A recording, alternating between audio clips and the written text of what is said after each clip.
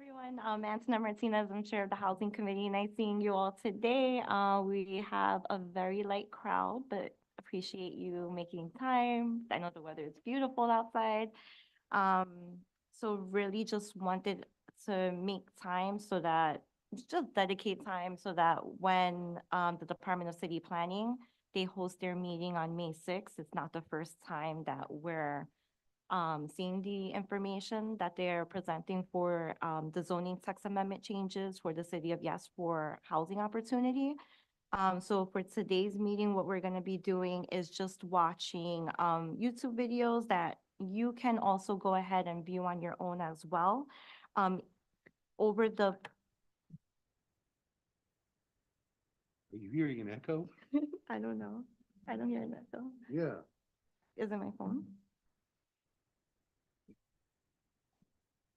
I don't know.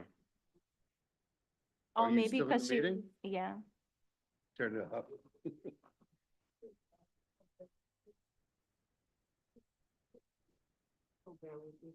I don't know. No, I don't think your phone is on. Oh, yeah, it is. Yep. I thought I should have done what? Can you pull it up? Huh?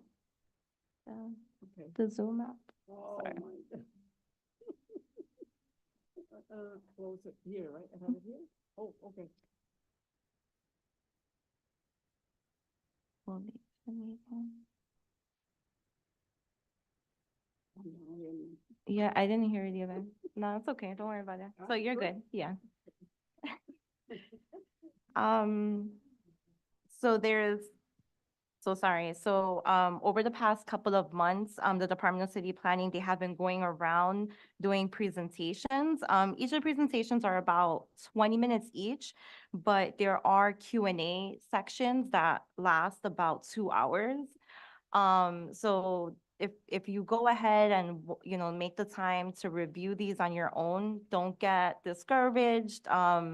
The presentations aren't that long, but if you do want to stick around for the Q&A section, that's what makes the videos a little bit longer.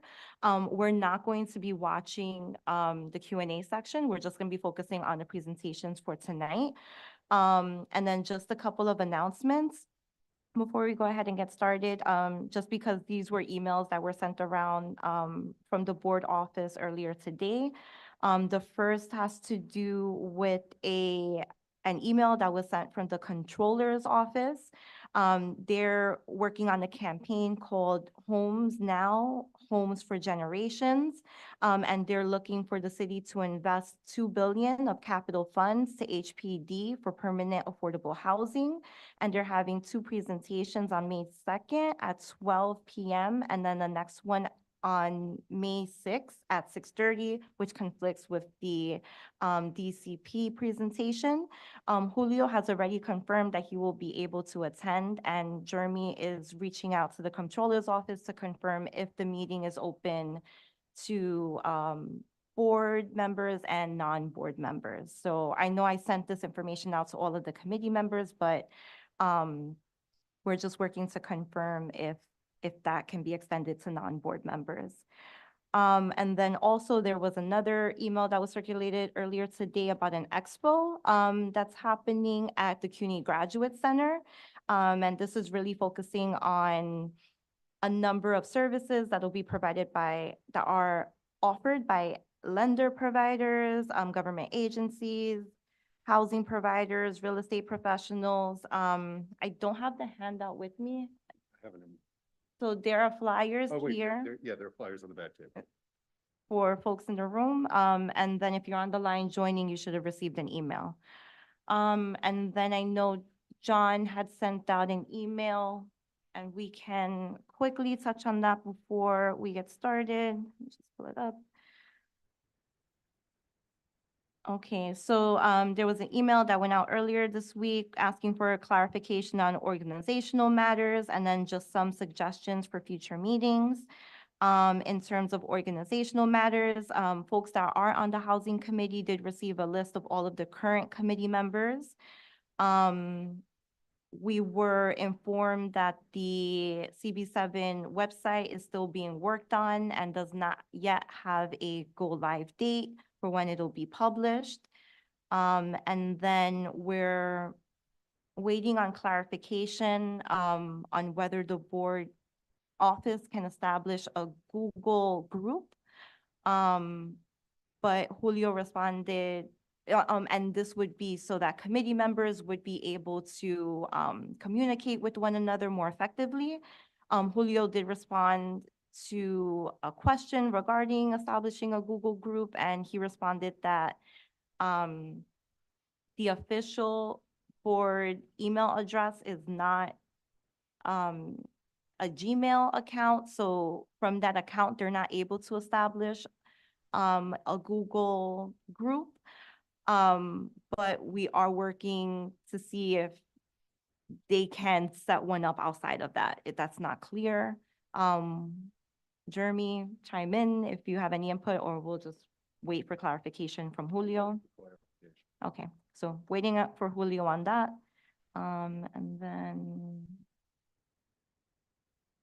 And then also, a request for the housing committee to meet more regularly, at least monthly for the rest of the year.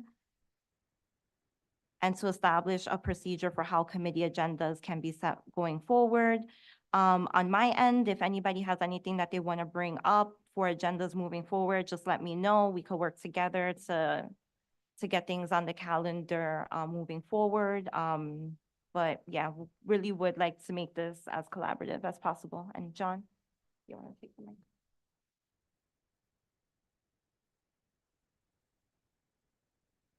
Give it a second, give it a second. You want to grab this? Try this.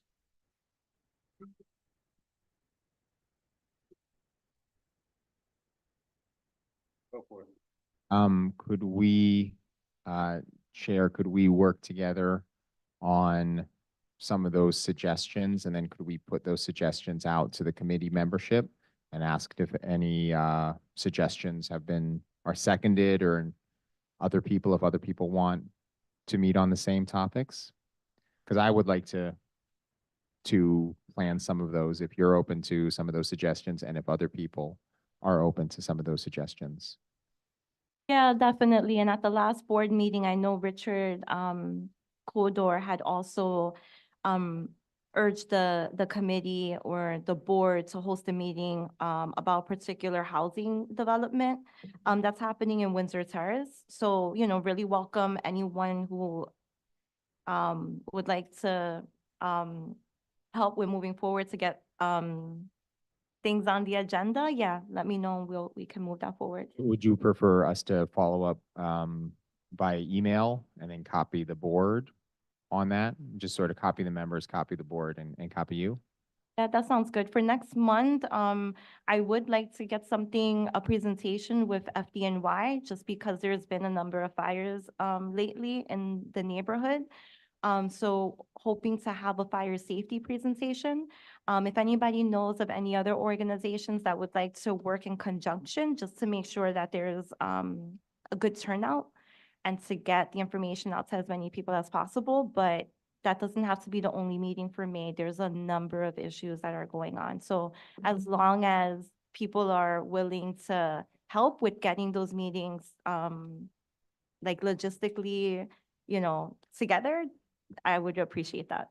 So yeah, just let me know. So when Jeremy gets back, we'll go ahead and get started with these YouTube videos. Oh, attendance, sorry. Okay.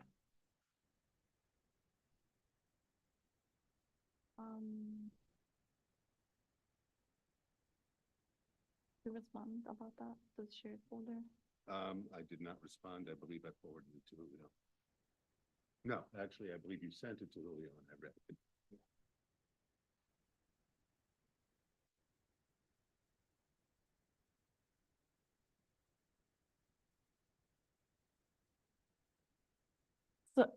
So John is asking a question regarding clarification on how we can establish a shared Google Drive, so that there's more transparency about documents that are shared amongst the committee and the board.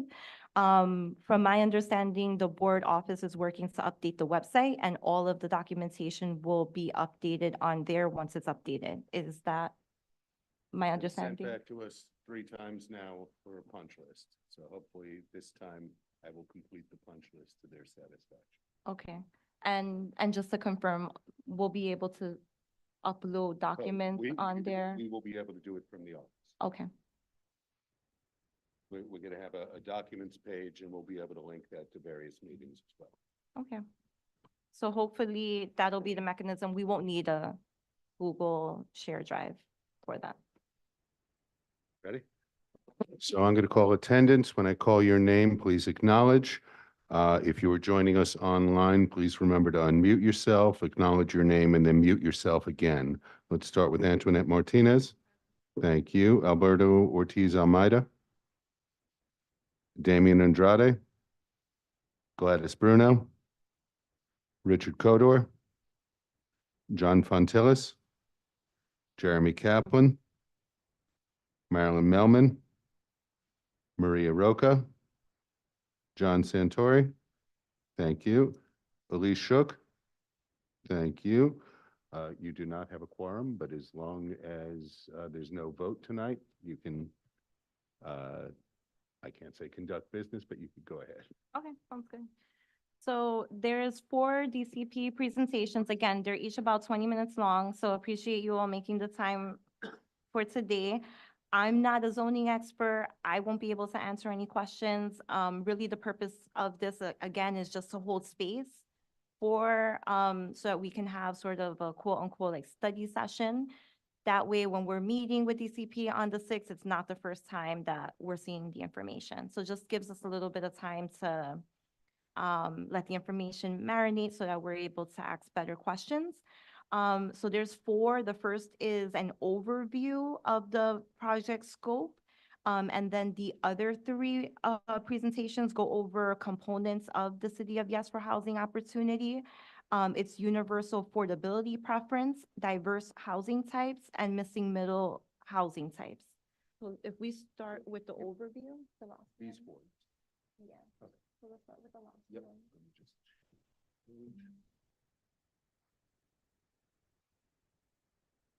So for anyone who would like to view these on your own, the link is on the agenda and it is under the past meeting section on that link. And there's 4 separate videos and they're all posted on YouTube.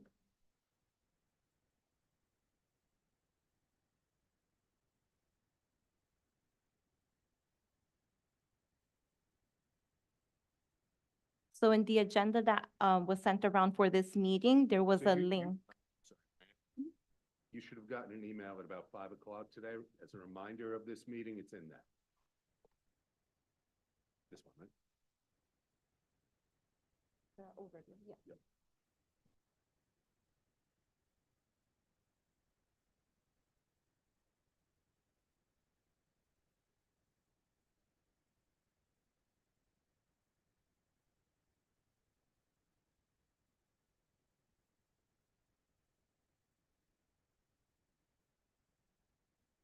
How are we going to do this? It's slideshow.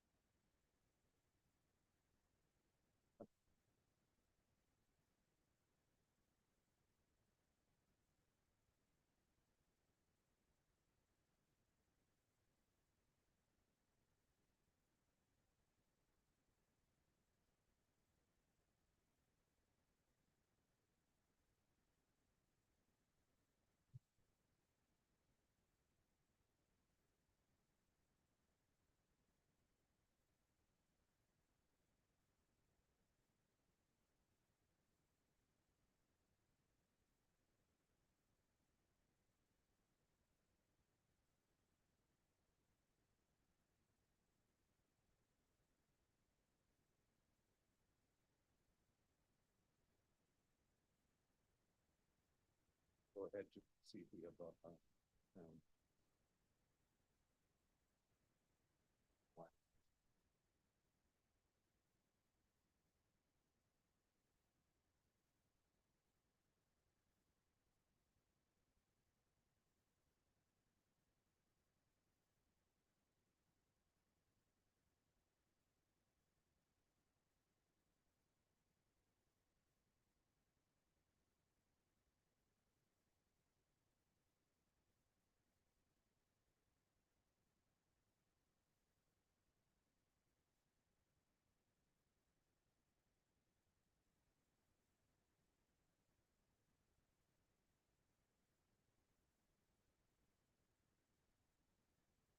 we'll get back to it.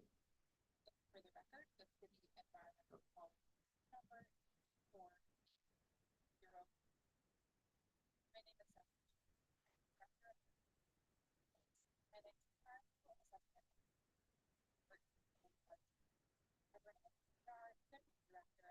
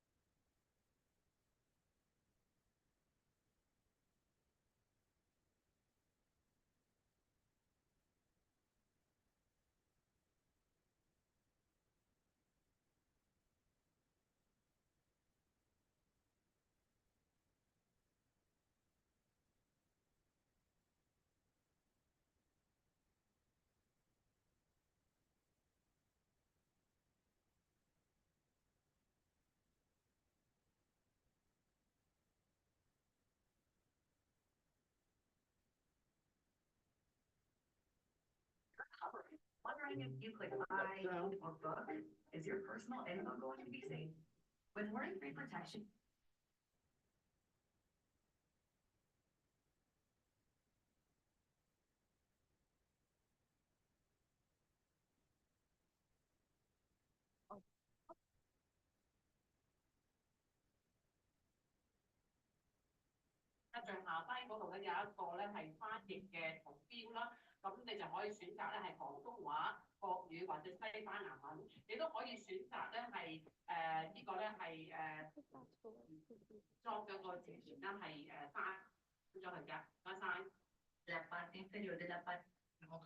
Is the Deputy Director of the Environmental Assessment and Review Division. Stacy Barron and Jamison Mitchell are the lead and co-lead project manager in the Environmental Assessment and Review Division. Joy Kim and Shane Myers also join us from our council's office. We are also joined by many members of the department working in the back of house to ensure that today's meeting runs smoothly. Thanks everyone for your assistance. Next slide. Together, we're here to receive your comments on the draft scope of work for the City of Yes for Housing Opportunity proposal. The draft scope of work identifies the subjects to be analyzed in the upcoming draft environmental impact statement, or DEIS, and describes the methodologies that will be used in those analyses. The draft scope of work materials are posted online on the Department of City Planning's website. Next slide. The purpose of today's public scoping meeting is to allow for public participation in the preparation of the DEIS at the earliest stage possible in the environmental review process. Specifically, scoping allows the public to help shape the DEIS before it is written. Toward that end, the department as lead agency will receive testimony on the draft scope of work today from elected officials, government agencies, representatives of community boards, and members of the general public. We also welcome written comments on the draft scope of work, and those comments can be submitted through 5 p.m. Monday, November 6th, 2023. Next slide. At the end of the written comment period, the department as lead agency will review all comments, those we hear today, as well as all written comments we receive. After carefully reviewing these comments, the department will decide what changes, if any, need to be made to the draft scope of work, and the department will issue a final scope of work. It is the final scope of work that serves as the basis for preparing the DEIS. Next slide. As I mentioned, today marks the beginning of the environmental review process for the City of Yes for Housing Opportunity proposal. No decisions will be made today regarding the draft scope of work. Again, the purpose of today's meeting is to allow the public to provide their comments on the draft scope of work and allow the department to listen to those comments. And again, we will hear from all registered speakers today. Next slide.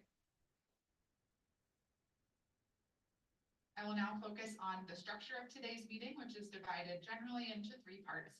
During the first part of the meeting, the Department of City Planning will give a brief overview describing the land use proposal. Then Allison Reddick, a representative of VHB, the environmental consultant firm for the proposal, will provide a short summary of the draft scope of work. Then during the second part of the meeting, we'll receive comments on the draft scope of work from elected officials, government agencies, and people representing a community board. Then during the third and final part of the meeting, the department will receive comments from the general public. And the meeting will end when everyone who signed up to provide testimony has had an opportunity to be heard. Next slide. A few logistics for today's meeting. Again, this protocol is intended to ensure that everyone who wishes to speak has a chance to do so and all voices can be heard.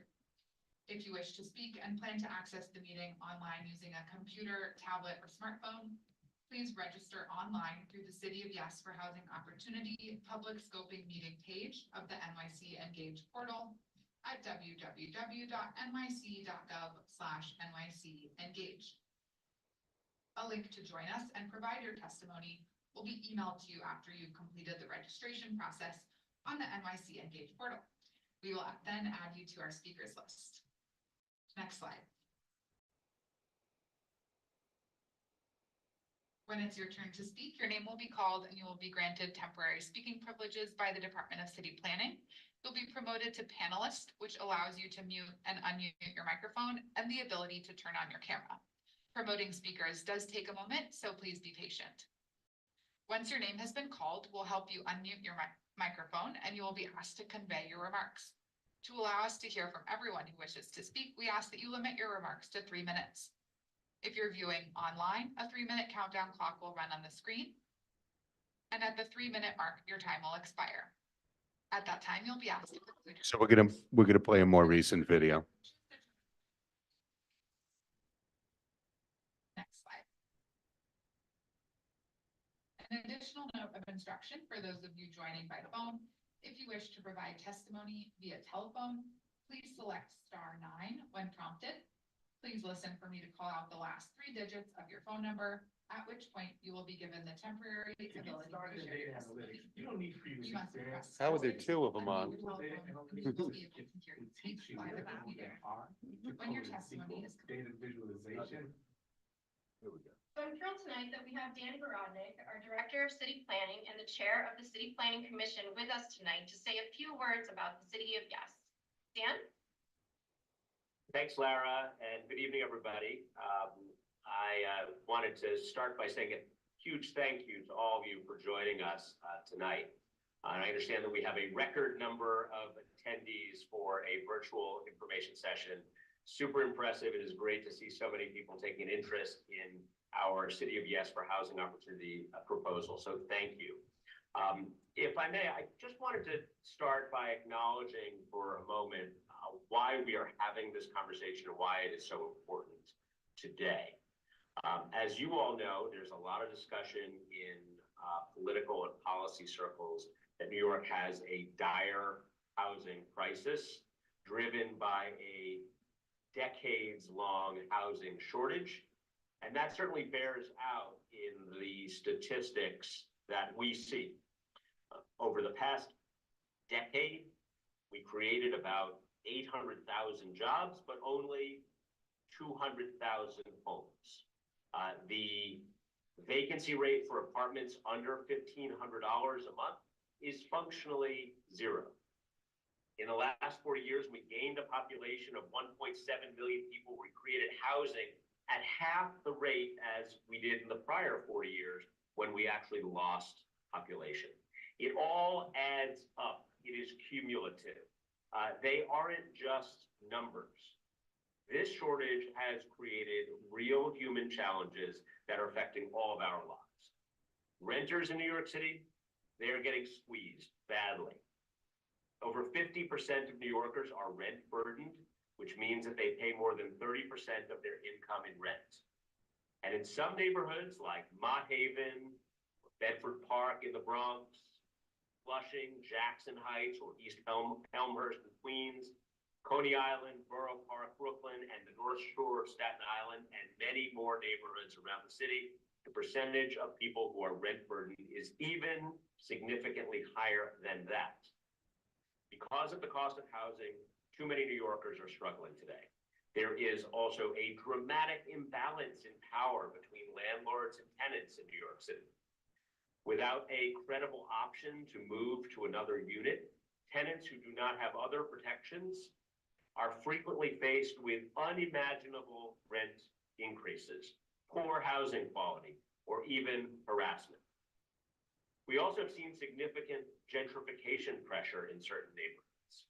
Last year, of our 59 community districts, 9 districts created as much housing as the other 50 combined. 9 created as much as the other 50.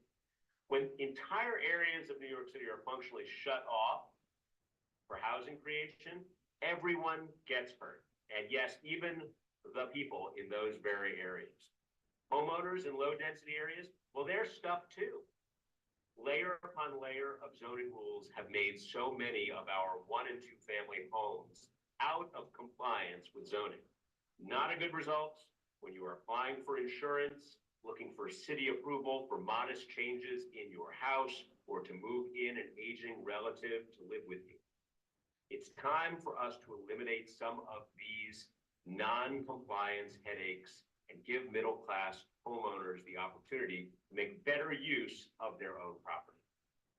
It's time for us to take action here to address this housing supply problem in all corners, creating opportunities near transit, in small town centers, in attics, through office conversions, incentivizing the creation of affordable housing, and by eliminating some critical conflicts between housing and parking. As you all probably know, last week, the mayor announced the details of this initiative. By making these small changes across a wide geography, citywide, this will amount to the biggest pro-housing initiative in the history of New York City zoning. And yet, we will do it without dramatic change that is frequently feared by communities around the city. Now, let's just take a moment to talk about process here. Tonight's conversation represents a pretty significant departure from the way that the Department of City Planning has conducted business in the past. Tonight's information session is about 6 months ahead of the official public review timeline. There are fully 6 months before this will even land at the first community board or borough president. And we expect the city council to have it on their desks next fall. This is deliberate. These are important issues. They are complicated, and we want to take our time to be as transparent as possible, take your questions, take your input, and be thoughtful about it. Thank you, by the way, to the community boards who engaged on our first text amendment, City of Yes for carbon neutrality. And I will note that our second proposal for economic opportunity, designed to expand opportunities and to fill the vacant storefronts, is coming your way soon. Our housing proposal, which we're discussing tonight, is the third of 3 of these text amendments and the earliest stage of the process for this one. We will continue to share this information over the coming months with events like these, community events, online. We intend to be in all corners. We really appreciate your engagement at this early stage and ask that when you see this proposal, that you keep in mind the human costs of inaction here. We need to look to the next 60 years in New York City. We need a directional shift on housing in New York City for renters and homeowners alike. I want to encourage you to check out housingopportunity.nyc for more details. And you certainly should feel free to email housingopportunity@planning.nyc.gov at any point with questions. We are really happy to talk to you about all of these issues throughout the process, anything that doesn't come up this evening as well. So again, thank you for joining us. With that, I'm going to let the great city planning team get into the details. Lara, thanks for the opportunity. Back to you. Thank you, Dan. Especially thank you to you for being with us tonight. So now we're going to jump into our slides. Like I mentioned before, you can use the Q&A function. I've already seen some questions starting to be put into the Q&A function. So we're very excited about that. And once we finish the presentation, I'll remind you the way that we'll be able to answer questions. And we'll be able to continue there.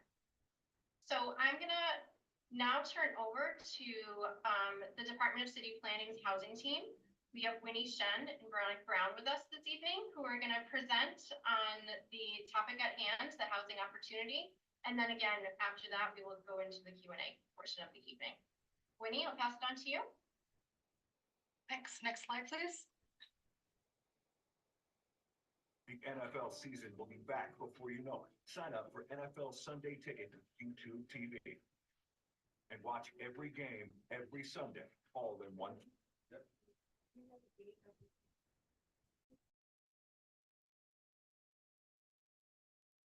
place. So we're excited to talk to everyone tonight about our City of Yes for housing opportunity, a citywide text amendment that would change zoning to allow for equitable housing development. And our proposals for this text amendment emerge from the goals outlined in the city's Fair Housing Plan, Where We Live NYC.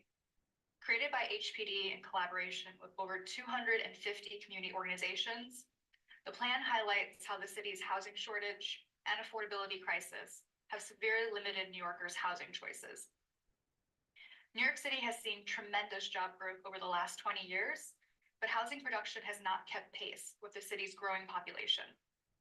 The little housing growth that has happened, particularly new affordable housing, has been concentrated in relatively few neighborhoods. Our housing shortage has many human costs that are felt every day by New Yorkers. In a tight housing market, landlords can charge high rents, and existing tenants are vulnerable to tenant harassment, poor housing quality, and displacement pressure as they are outbid for units. Not having enough homes is also a direct cause of homelessness. All this further worsens the neighborhood-based legacies of segregation, discrimination, and concentrated poverty that have led to the deeply unequal city we have today, where neighborhoods have unequal access to resources and opportunities. Next slide. Changing our zoning can respond to these issues by increasing the number and the types of homes available for a range of incomes in every neighborhood across the city. If each neighborhood, from the highest density to the lowest density areas, adds a little more housing, New York City can add a lot more housing overall without any single neighborhood experiencing the dramatic changes or overtaxed infrastructure that residents fear. A little more housing in every neighborhood will have other big picture benefits for New York, including bolstering the local economy and supporting our environmental goals. This complements the other two City of Yes text amendments, City of Yes for Economic Opportunity and City of Yes for Carbon Neutrality. Next slide, please. So this is the biggest pro-housing change that DCP has ever undertaken, and we'll be touching the zoning for every part of the city. Tonight, we're going to focus on our biggest initiatives. In low-density areas, shown here in blue, we aim to enable missing middle housing or low-rise apartment buildings. We'll do this through town center zoning and commercial corridors and transit-oriented development in highly accessible areas. We also aim to help homeowners in the low-density areas by creating an ADU program and providing small buildings with additional flexibility to adapt over time. In medium and high-density areas, shown here in orange, our key proposal is the universal affordability preference, which will allow bigger buildings for affordable and supportive housing in every medium and high-density zoning district. Finally, we want to eliminate parking mandates citywide removing the conflict between housing and parking. There are also a range of smaller proposals, including enabling conversions of non-residential buildings, allowing small and shared apartments, and facilitating the addition of new housing units to existing campus sites. We'll cover these briefly at the end of the presentation, but for now, I'll walk through some additional detail about each of our big moves. Next slide, please. Before getting into the low-density proposals, I want to provide a little background about these areas. This is the first time in decades that DCP is making significant zoning changes aimed at introducing new housing opportunities to these neighborhoods. And we've undertaken 2 years of detailed research to inform our proposals for the city's one-family, two-family, and low-density multifamily districts. What that research has shown us is that exclusionary zoning rules have effectively allowed many low-density neighborhoods to opt out of addressing our city's housing needs. This has put additional pressure on the high-density parts of the city to produce more and more housing. This wasn't always the case. Many of these restrictive rules were layered on in the 1990s and early 2000s. This means that the low-density areas actually have many buildings that would be illegal to build today. Small apartment buildings like the ones you see in these images define our low-density areas, but all our zoning allows you to build is often a single-family home. There are 18 different low-density zoning districts, and 12 of them claim that they allow you to build a two-family home or a low-density multifamily building. As you can see from the darker blue sections of this map, these areas are actually the majority of our low-density districts.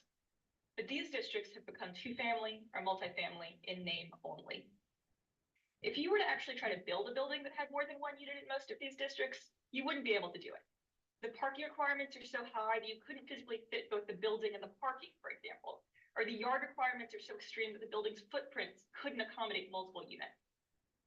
This purposefully confusing zoning is plainly exclusionary. We recognize that, and we aim to peel back that exclusionary zoning through our proposals. We also want to reintroduce housing types to these areas that can accommodate affordable housing, both modest buildings that are more naturally affordable than other types of construction, and apartment buildings at a scale in which they could take advantage of existing affordability programs. Next slide, please. One of the most exciting proposals is to re-legalize missing middle housing in low-density areas.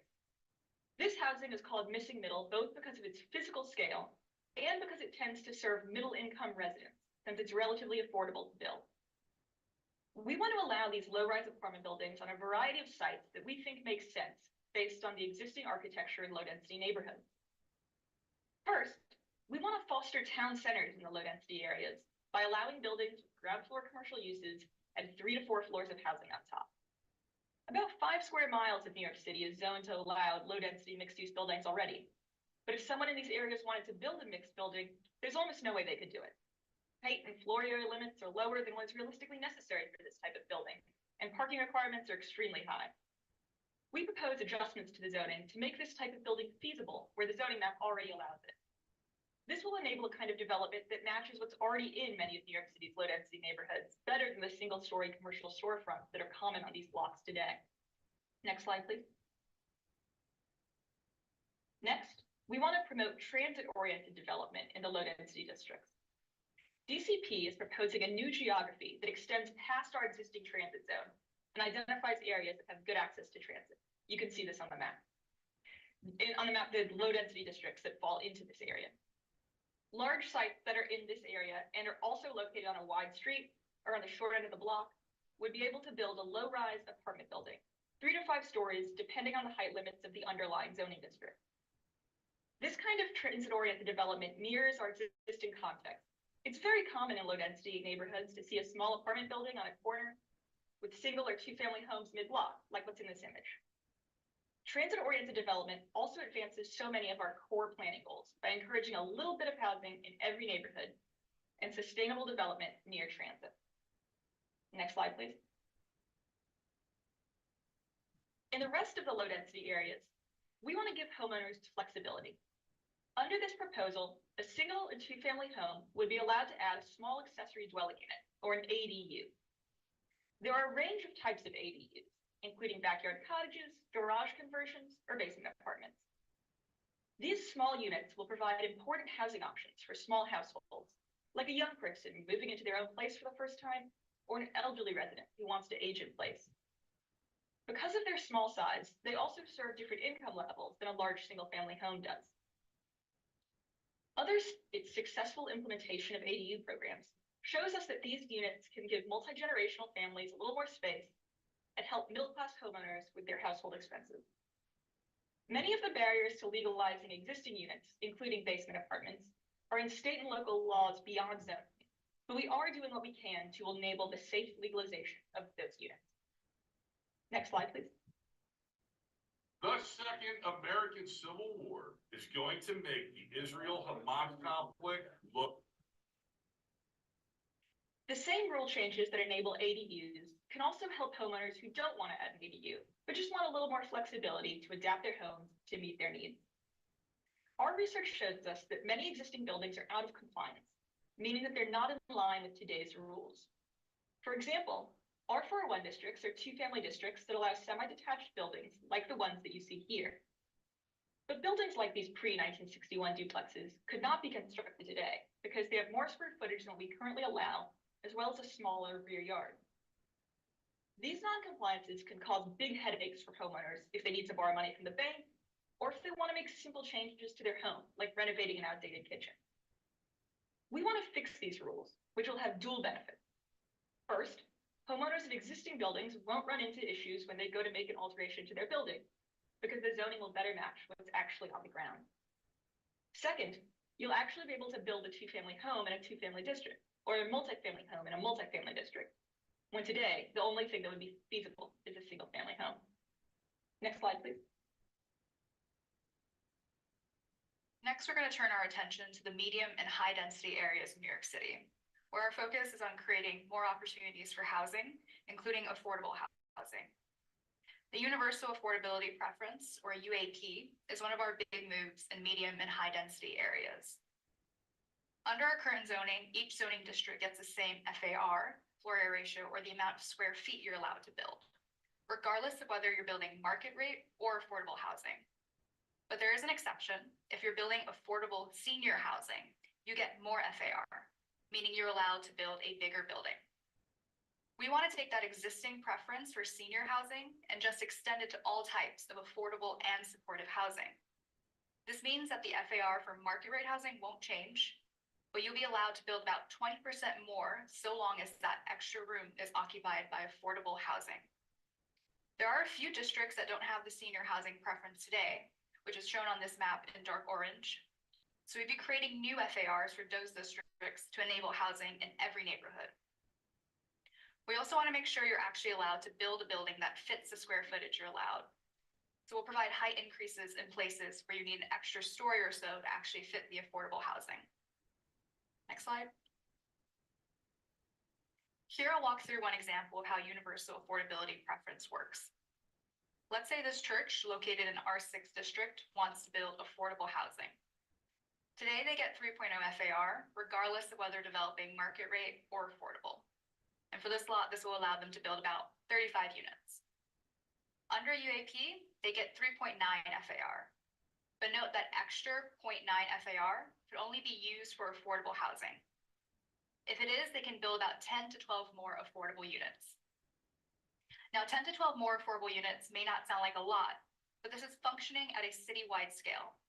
If every project has a few more affordable units, we can add a significant amount of affordable housing, and no single neighborhood will experience drastic changes. Next slide. So here's a graphical representation of how UAP will play out. Without UAP, the building is built according to the base FAR for market rate housing. The result is this 8-story apartment building. With UAP, the building can be about 20% bigger, which for this example translates to an additional 2 stories, so long as that difference is permanently affordable housing. In our preliminary calculations, we determined that had UAP been in place since 2014, an additional 20,000 income-restricted affordable homes have been created and housed 50,000 New Yorkers. Next slide. Finally, I'm going to present our parking proposals. Our parking mandate changes is one of our big moves. We'll be making parking optional for new housing everywhere. Our research shows us that current parking mandates outpace actual car ownership rates, meaning we're creating an oversupply of parking. Today, developers may underbuild to avoid triggering high and costly parking requirements. And the diagram on this slide represents how parking takes up a lot of space. 2 parking spaces equivalent to the size of a studio apartment. Building parking itself is also expensive and an obstacle to housing growth, especially affordable housing. On average, parking costs over $67,000 per underground spot. So we want to prioritize building housing over providing parking. Parking will still be allowed, and we anticipate that developers will respond to market needs and continue to provide parking in areas where there is demand, such as in areas of less access to transit. Through removing parking mandates, we can help lower rents, reduce the cost of housing construction, enable development of more homes in each new building. Next slide, please. You're hovering. Wondering if you click. So I'll walk through an example of how eliminating parking mandates can support housing growth. A developer sees this underutilized lot that's in a great location near transit and wants to convert the lot into an apartment building. The lot could accommodate 16 units, but the developer stops at just 10, so he can waive out the parking requirements, because as soon as he adds the 11th unit, he would need to provide 6 parking spaces. By limiting parking mandates, the developer can fully build out the lot to include those 6 additional units. Again, 6 additional apartments may not seem significant, but when hundreds of sites across the city are able to build more housing, that incremental change results in a lot more housing available to New Yorkers. Next slide, please. While not as major as the ones we just went through, there are a few other proposals that will enable some important projects and provide for a range of housing types. We want to enable conversions of underused buildings by extending existing adaptive reuse regulations to more parts of the city and buildings that were built more recently. First, we want to expand these regulations citywide to go beyond office districts to reach a broader range of buildings like vacant schools or former covens. Second, we want to move the cutoff date from 1961 or 1977 to 1990 in order to reach a more recent set of vacant and underutilized buildings. Third, we want to enable conversions to all types of housing, including supportive housing, shared housing, and dormitories. We also want to allow small and shared apartments through eliminating dwelling unit factor, which dictates minimum average unit size, and our transit zone, which are areas with good access to transit, which we think could help to serve marginally housed New Yorkers or others who want to live alone in a studio apartment. Today, we force too many people who want to live alone to find roommates and that take up family-sized units in many parts of the city. By enabling more small and shared apartments, that can help relieve some of the pressure on those family-sized units. Finally, previous development often took place under tower in the park style regulations known as height factor. Although we've developed a more recent set of regulations called quality housing that have height limits and result in better design, more contextual buildings, some sites like NYCHA campuses and irregularly shaped lots can't access those new rules. We want to extend allowances that enable height-limited infill on sites that would otherwise be forced to develop tall, skinny buildings or nothing at all. Next slide. Altogether, the suite of zoning changes will result in equitable and sustainable housing development. More housing will be added across the entire city so that every neighborhood does its part to address our housing needs. And a few neighborhoods don't feel the intense pressure they do today. It's not just about more housing, though. It's also about more types of housing. Multifamily housing where it's currently not allowed because of exclusionary zoning, units of different sizes to meet different people's needs, and crucially, far more affordable and supportive housing. Next slide. For next steps, the text amendment's draft scope of work was released yesterday, this past Tuesday, and is available on our website for review. We'll be hosting a public scoping meeting on October 26th. The text amendment will enter public review next spring, and there will be ample opportunity to share feedback before the text amendment's referral date. For the past year, we'll be doing a lot of robust engagement, briefing a diverse range of stakeholders from community groups to elected officials. And we will continue our engagement work to solicit comments and feedback before we start to draft zoning text.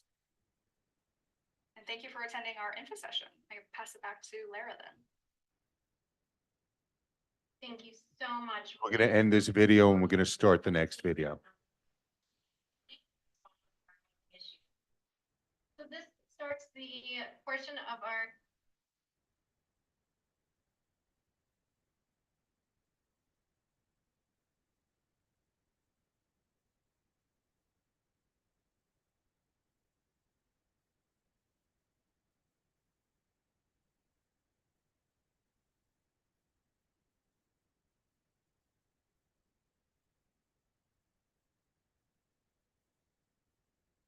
it on?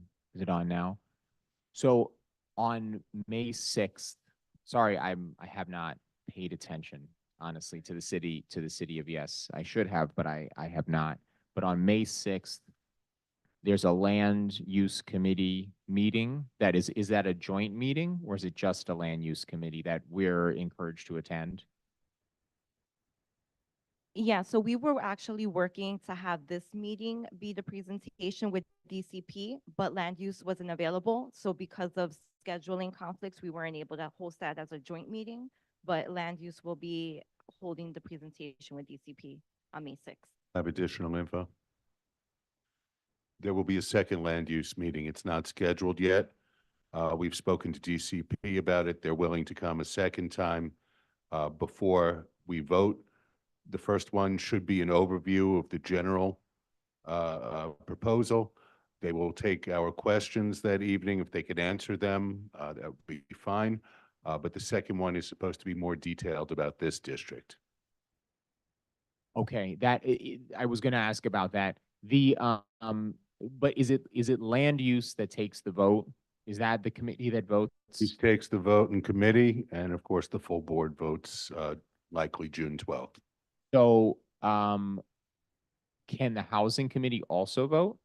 Or is that not the procedure? That's the presentation. Presentation. That's the presentation. Hang on, let me pause that. And community planning and engagement. We are excited. Okay. What was your question, Joe?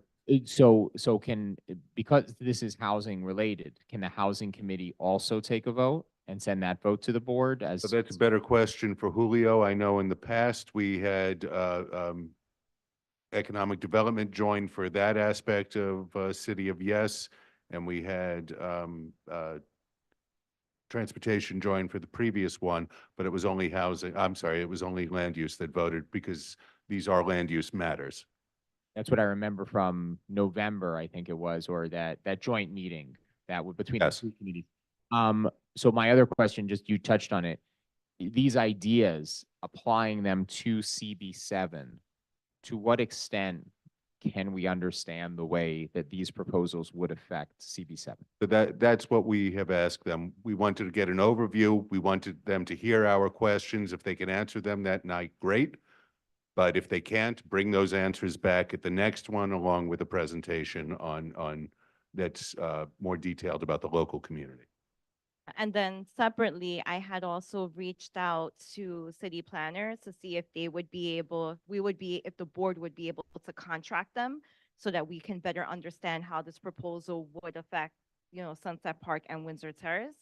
The first contractor, he was really focusing on high density neighborhoods in Manhattan, and recommended that we reach out to, I forget, what was the person called?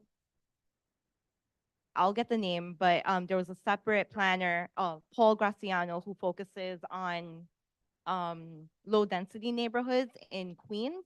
The issue with that is that he was charging a lot to do like an in-depth study just because he's a contractor. But what he did recommend was that if we would like to invite him to come in, he would be able to do a presentation overview so that we can understand how this proposal would affect Sunset Park and Windsor Terrace, because we're low density, but seeing some of the slides, it was unclear if this was high or medium. So I would need to take a closer look. But I know for Windsor Terrace, that would be low density. I'm not too sure about Sunset Park. But he had charged, because he's a contractor, he wanted to come in and be given an honorarium, and it was unclear if housing would be taking this over or land use. And I think Jeremy, you were gonna reach out to land use to see if they wanted to follow up with Paul to see if he could come in. Last I heard, Julio was the one who was looking into it. I have not heard back from him on that. Yeah, so because when DCP comes in, this is their proposal, so they're going to give their perspective, and I think it would be fair for us to hear as many different sides to this and to understand how it would affect our neighborhood. So hopefully we can at least hear from from Paul, but that's with Julio to see how to move forward on that. Any other questions? Anybody? For the meeting on the 6th, or we're not sure if non-board members can attend yet for the land use. There are 2 meetings on the 6th. Our meeting, the community board meeting, you could certainly attend. The meeting that the controller mentioned, we're not sure if non-board members are eligible for that.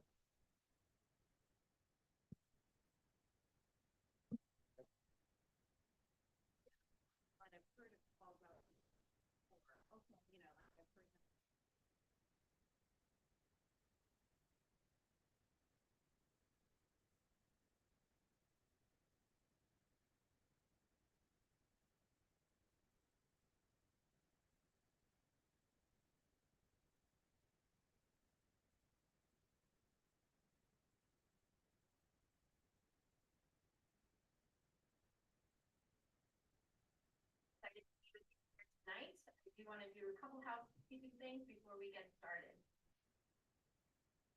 Go to the next slide, please.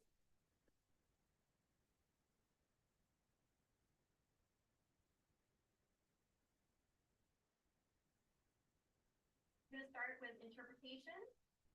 If you need interpret, contact us. If you haven't been here before.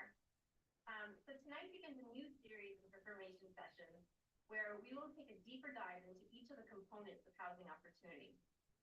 Tonight we will talk about the universal affordable preference. In February, we will talk about accessory dwelling units, building conversion, and small apartments. In March, we'll focus in on missing middle housing, which is about low-rise buildings. Then in April, we'll come back together again to talk about the proposal as a whole. So for tonight's agenda, it's very similar to other ones that we have done in the past. We will start with a presentation and then dedicate the rest of the meeting to answer your questions related to tonight's theme. During the presentation, you can submit written questions by using the Zoom Q&A feature. And once we start the live Q&A, you will have an additional option to ask questions by raising your hand in Zoom or pressing *9 on your phone. We will call on people in the order of when the hand is raised. And we'll take in questions. We'll go back and forth between live questions and questions in chat. So everybody has an opportunity to ask their question in the best space that they feel most comfortable in.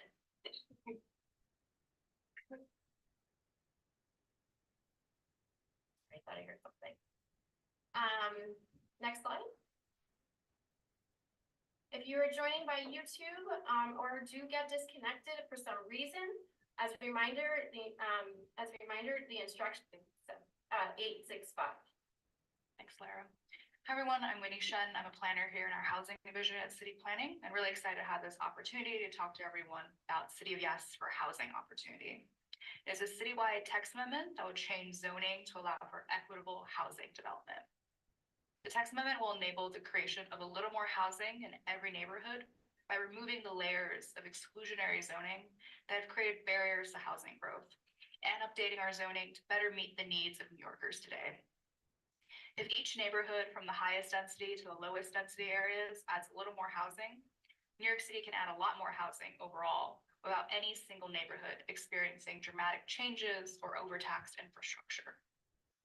A little more housing in every neighborhood will have other big picture benefits for New York, including strengthening the local economy and supporting our environmental goals. And this complements the other 2 City of Yes text amendments, City of Yes for economic opportunity and City of Yes for carbon neutrality. Next slide. The City of Yes initiative would unlock housing opportunities in every neighborhood and give New Yorkers more housing choices. Each aspect of the proposal will help lower housing costs and help our neighborhoods thrive. We'll be going over the major components of the proposal tonight and in upcoming info sessions. Tonight's presentation will focus on the Universal Affordability Preference, or UAP. And this will allow for bigger buildings for affordable and supportive housing in every medium and high density zoning district. We also propose eliminating residential parking mandates citywide. removing the conflict between housing and parking. We're also enabling more missing middle housing or low-rise apartment buildings in our low-density areas. And we do this through town center zoning and commercial corridors and transit-oriented development in highly accessible areas. We're also aiming to help homeowners in our low-density neighborhoods by creating an accessory dwelling unit program or an ADU program and providing small buildings with additional flexibility in our zoning to adapt over time. Next slide. So before I dive into the specifics of UAP, I just want to provide a brief overview of how zoning works in New York City. Zoning regulates how land can be used and what size, shape, and height buildings can be. The main zoning tool used to regulate building size or bulk is called floor area ratio, or FAR. And this regulates the amount of square footage that you're allowed to build. Each zoning district in New York City is associated with an FAR. For the purposes of housing opportunity, we generally divide our zoning districts into two categories: low density and high density. Low density refers to our R1 to R5 districts that allow for single family, two family, and low density multifamily buildings. And these areas are shown on this map here in blue. High density refers to our R6 to R10 districts that allow for larger apartment buildings at a range of densities. And these areas are shown on the map here in orange and yellow are where UAP will apply. Next slide. Tonight we'll focus on the universal affordability preference, which is one of our biggest proposals in medium and high density parts of New York City. Under our current zoning, each zoning district gets the same FAR, or the amount of square footage you're allowed to build, regardless of whether you're building market rate or affordable housing. But there's an exception if you're building affordable senior housing. You get more FAR, meaning you're allowed to build a bigger building. We just want to take that existing preference for affordable senior housing and extend it to all types of affordable and supportive housing. This means that the FAR for market rate housing won't change, but you'll be allowed to build about 20% more so long as that extra room is occupied by affordable housing. Next slide. UAP can have big benefits for New York City as a whole. By allowing for buildings to be about 20% bigger, so long as anything in that extra room is occupied by permanently affordable or supportive housing, we can encourage incremental affordable housing growth throughout the medium and high density parts of the city. We recognize that our current restrictive zoning has put intense pressure on some neighborhoods to produce housing, while other parts of the city have added little to no housing, and in some cases have actually lost housing. Every neighborhood in New York City needs to do its part to address our urgent housing needs. Next slide. So this map shows which zoning districts have an existing senior housing preference today, shown here in a light orange color. Through the UAP framework, all forms of affordable and supportive housing will be able to take advantage of the higher FARs already afforded to affordable senior housing in these districts. However, there are a few districts that don't have the senior housing preference today, shown in dark orange on the map. So we'll be creating new FARs for those districts to enable the growth of affordable and supportive housing in every neighborhood. We also want to make sure you're actually allowed to build a building that fits that square footage you're allowed, to provide height increases in places where you need an extra story or so to actually fit that affordable housing. Next slide. This is a mock-up of how UAP would play out. Without UAP, the building is built according to the base FAR for market rate housing. The result is this 8-story apartment building. With UAP, the building can be about 20% bigger, which for this example translates to an additional 2 stories, so long as that difference is permanently affordable housing.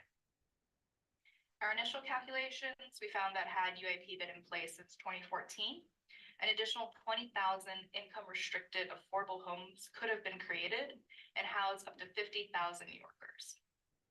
This is assuming that all mixed income and 100% affordable developments would have been a little bit bigger with tax benefits or subsidy and support. Next slide. So what does affordability mean for UAP? DCP is still working with HP to determine the exact affordability level for UAP, but this framework will achieve deeper affordability levels than existing programs like voluntary inclusionary housing, or VIH, in order to serve lower income New Yorkers. Affordability levels are set through income measures created by the federal government called Area Median Income, or AMI. The AMI for UAP will be lower than 80%, where the affordability level currently is for VIH. We recognize that 80% AMI doesn't meet the needs of New Yorkers who need affordable housing, especially as AMIs have risen dramatically in recent years. For example, in 2019, 80% AMI for a family of 3 was around $76,000. Today, it's over $100,000, far higher than the incomes of many working class New Yorkers. Next slide. UAP will use lower AMIs than 80%. UAP will also allow for income averaging, meaning a building can include deeply affordable units and serve a much wider range of New York City families. Next slide. The UAP will place voluntary inclusionary housing, or VIH. This includes inclusionary housing designated areas, or IHDAs, and R10 districts and equivalents. These are optional zoning tools to incentivize the creation of affordable housing. Under our current regulations, new developments in eligible R10 districts or IHDAs can access increased FARs by providing affordable housing. However, as shown on this map, VIH covers relatively limited parts of the city. UAP will have a larger geographic relevance that will extend an affordable housing preference to all our medium high density districts citywide. UAP has other benefits compared to VIH. VIH set affordability at 80% AMI and did not allow for income averaging, which resulted in a glut of units at 80% AMI. Again, UAP will use a lower AMI level than VIH and allow for income averaging to ensure housing is available to a wider range of incomes. Next slide. Many of you may be familiar with another critical zoning tool for creating affordable housing, mandatory inclusionary housing, or MIH. When an area is rezoned to allow significantly more housing, MIH requires developers to make 20 to 30% of the units affordable. MIH will continue to exist. This means both that existing MIH areas, which are shown here in this map, will remain, and as new rezonings create increases in housing, new MIH areas will be added. In these areas, developers will be required to provide affordable housing in accordance with the MIH option that's mapped in that location. There are some MIH FARs that are lower than UAP FAR for these districts. In these areas, MIH FARs will be raised to match the UAP FARs, but the affordability requirements from MIH will remain in place. Next slide. Now I'm just going to walk through a series of examples to illustrate how UAP works in practice. As a quick note, the yellow portions on these building models just illustrate the additional floor area developer could build if they included affordable housing, and does not represent where the affordable housing will actually be located. The affordable units would be distributed throughout the building. So in this first example, the developer has a vacant site in an R6 district and plans to build a mixed income building, or a building that has both market rate and affordable units. Today, they get 3.0 FAR, regardless of whether developing market rate or affordable housing. And this will allow them to build about 35 units. Under UAP, they get 3.9 FAR. But note that extra 0.9 FAR can only be used for affordable housing. If it is, they can build about 10 to 12 more affordable units.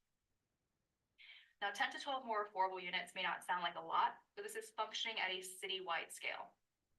If every project has a few more affordable units, we can add a significant amount of affordable housing, and no single neighborhood will experience drastic changes. Next slide.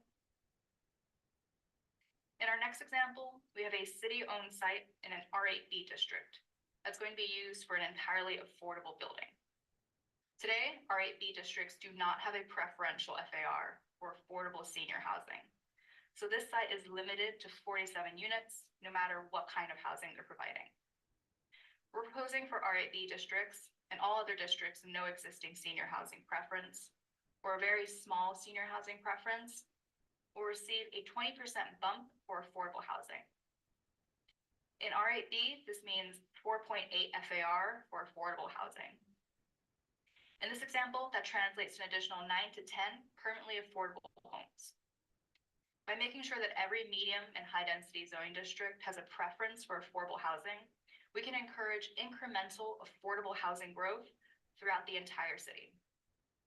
We also want to make sure that buildings can actually fit this affordable housing, so provide height increases so that the affordable FAR can actually be realized. Next slide. Finally, I'll walk through an example of how this proposal affects a mandatory inclusionary housing area, or an MIH area. Let's say there's a site in an R7A district that was recently rezoned and is subject to MIH. The current maximum MIH FAR is 4.6 FAR, which on this site results in 54 units. Depending on the MIH area, 25 to 30% of the units will be required to be affordable. Because the UAP FAR in R7A districts is 5.0, the MIH FAR will also be raised to 5.0, with a 25 to 30% affordability requirement will remain in place. And this allows for 5 more units. Next slide. Finally, I'm going to present our parking proposals. Our parking mandate changes is also one of our big moves. We'll be making parking optional for new housing everywhere. Parking mandates can be bulky and burdensome, forcing a costly parking supply where it may not be necessary, and at the expense of housing production, since developers may underbuild to avoid triggering high and costly parking requirements. And the diagram on this slide represents how parking takes up a lot of space. 2 parking spaces is the equivalent to the size of a studio apartment, for example. Building parking itself is also very expensive and is an obstacle to housing growth, especially affordable housing. We want to prioritize housing over parking here. Parking will still be allowed, and we anticipate that developers will respond to market needs and continue to provide parking in areas where there is demand. But by removing parking mandates, we can help reduce the cost of housing construction and enable the development of more homes in each new building. Next slide. And I'll walk through an example of how eliminating parking mandates can support housing growth. A developer sees an underutilized lot that's in a great location near a train and wants to convert the lot into an apartment building. Now this site could fit 16 units, but developer stops at just 10, so they can waive out of the parking requirements. As soon as they add that 11th unit, they would need to provide 6 parking spaces, which just wouldn't fit on the site. By eliminating parking mandates, developer can now fully build out this lot to include those 6 additional units. Now again, 6 additional apartments may not seem significant, but when hundreds of sites across the city are able to build more housing, that incremental change results in a lot more housing available to New Yorkers. Next slide. So thanks so much for joining us here for the first of these monthly info sessions. Really looking forward to everybody's questions. We're going to move on to the 3rd video. About the other elements of the City of Yes for Housing Opportunity Tax Amendment.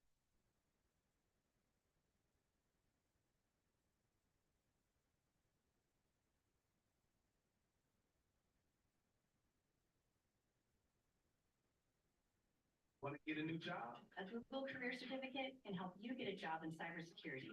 IT support.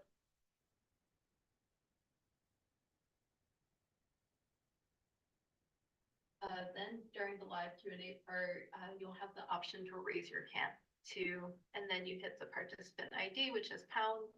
And then We're excited for you to hear about City of Yes for Housing Opportunity, a citywide text amendment that will change zoning to allow for equitable housing development. This text amendment will enable the creation of a little more housing in every neighborhood by removing the layers of exclusionary zoning that have created barriers to housing growth.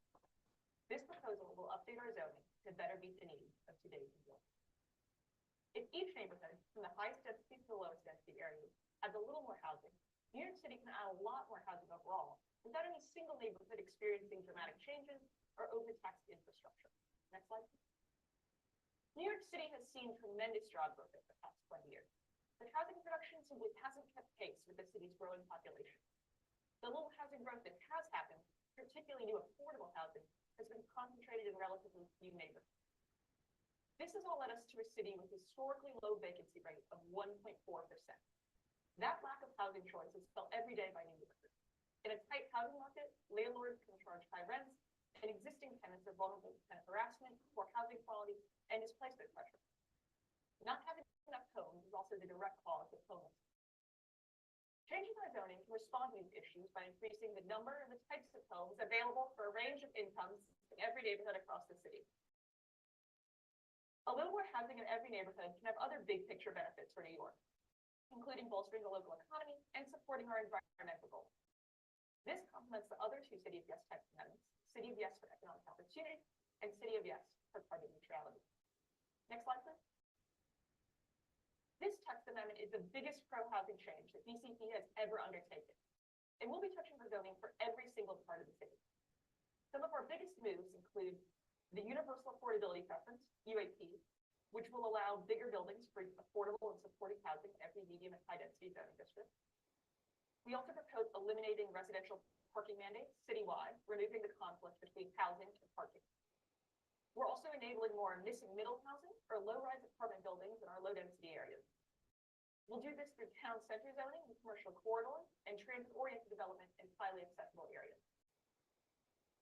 We also aim to help homeowners in our low-density neighborhoods by creating an accessory dwelling unit or ADU program and providing small buildings with additional flexibility to adapt over time.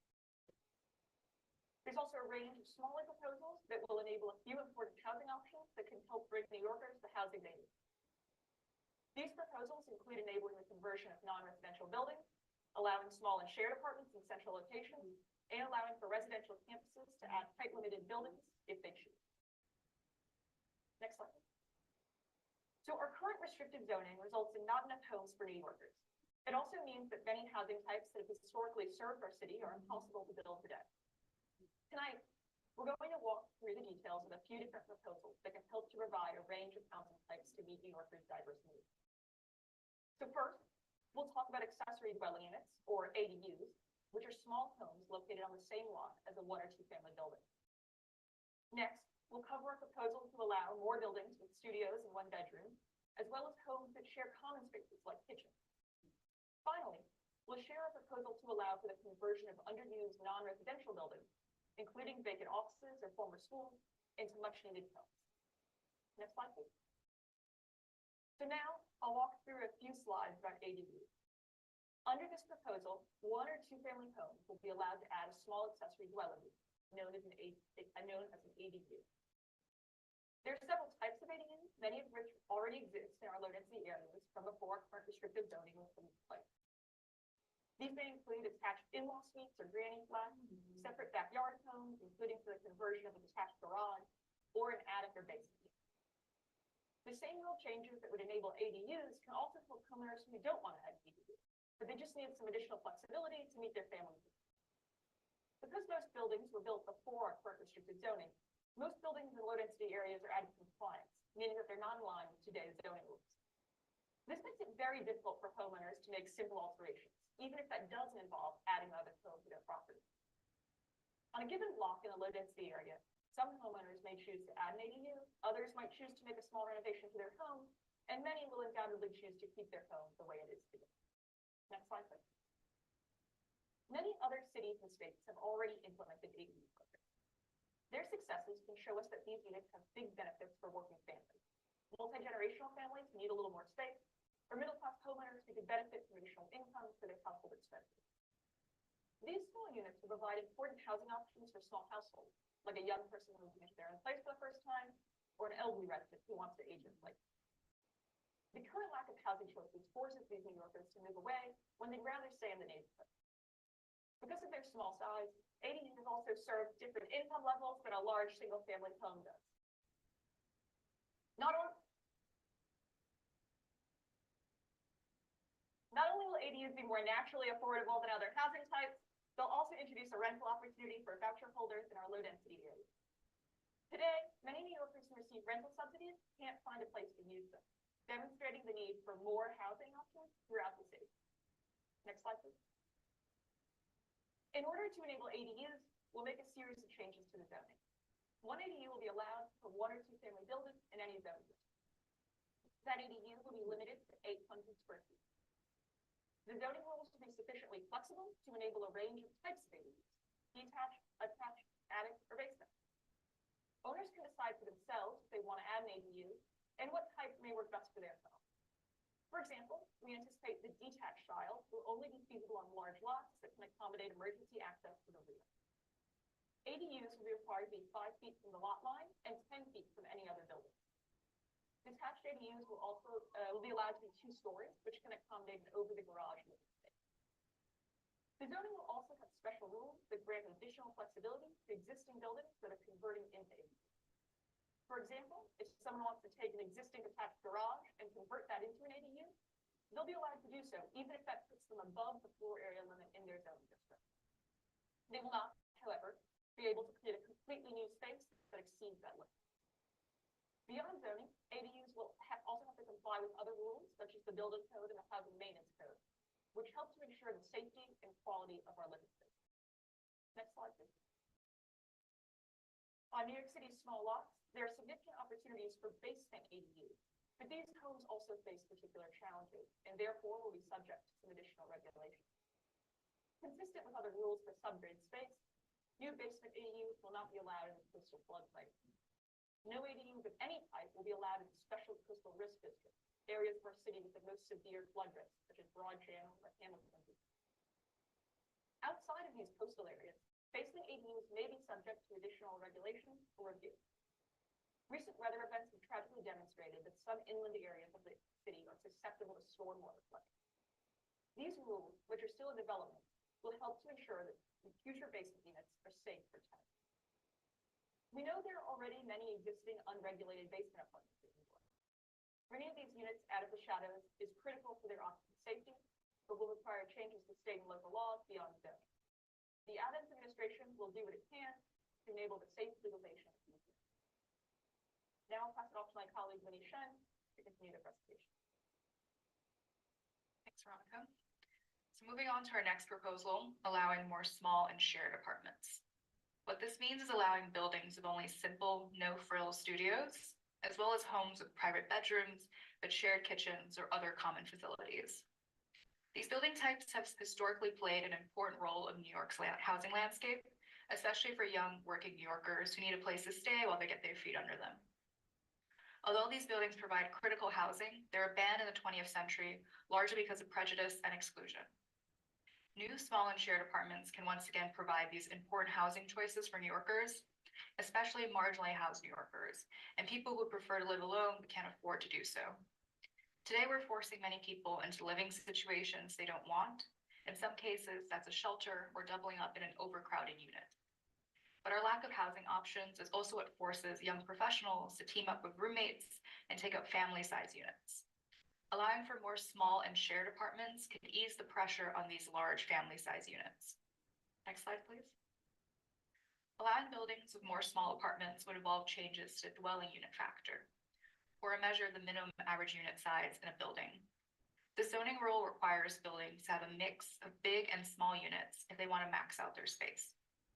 The dwelling unit factor is outdated and redundant with other codes that do a better job regulating the minimum unit size. Under this proposal, the dwelling unit factor would be removed in the areas of the city with the best proximity to transit, what's known as the transit zone, and is shown on this map in the darker green color.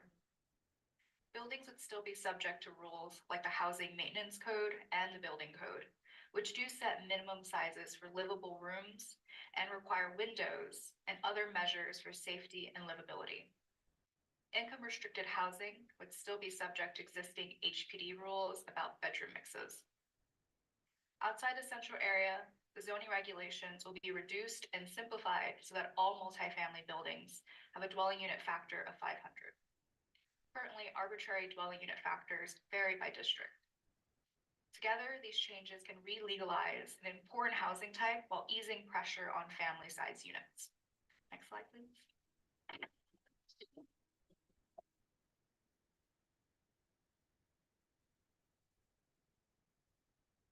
The proposal would also develop clear rules for building shared housing, or homes with private bedrooms, but shared kitchens and other common facilities.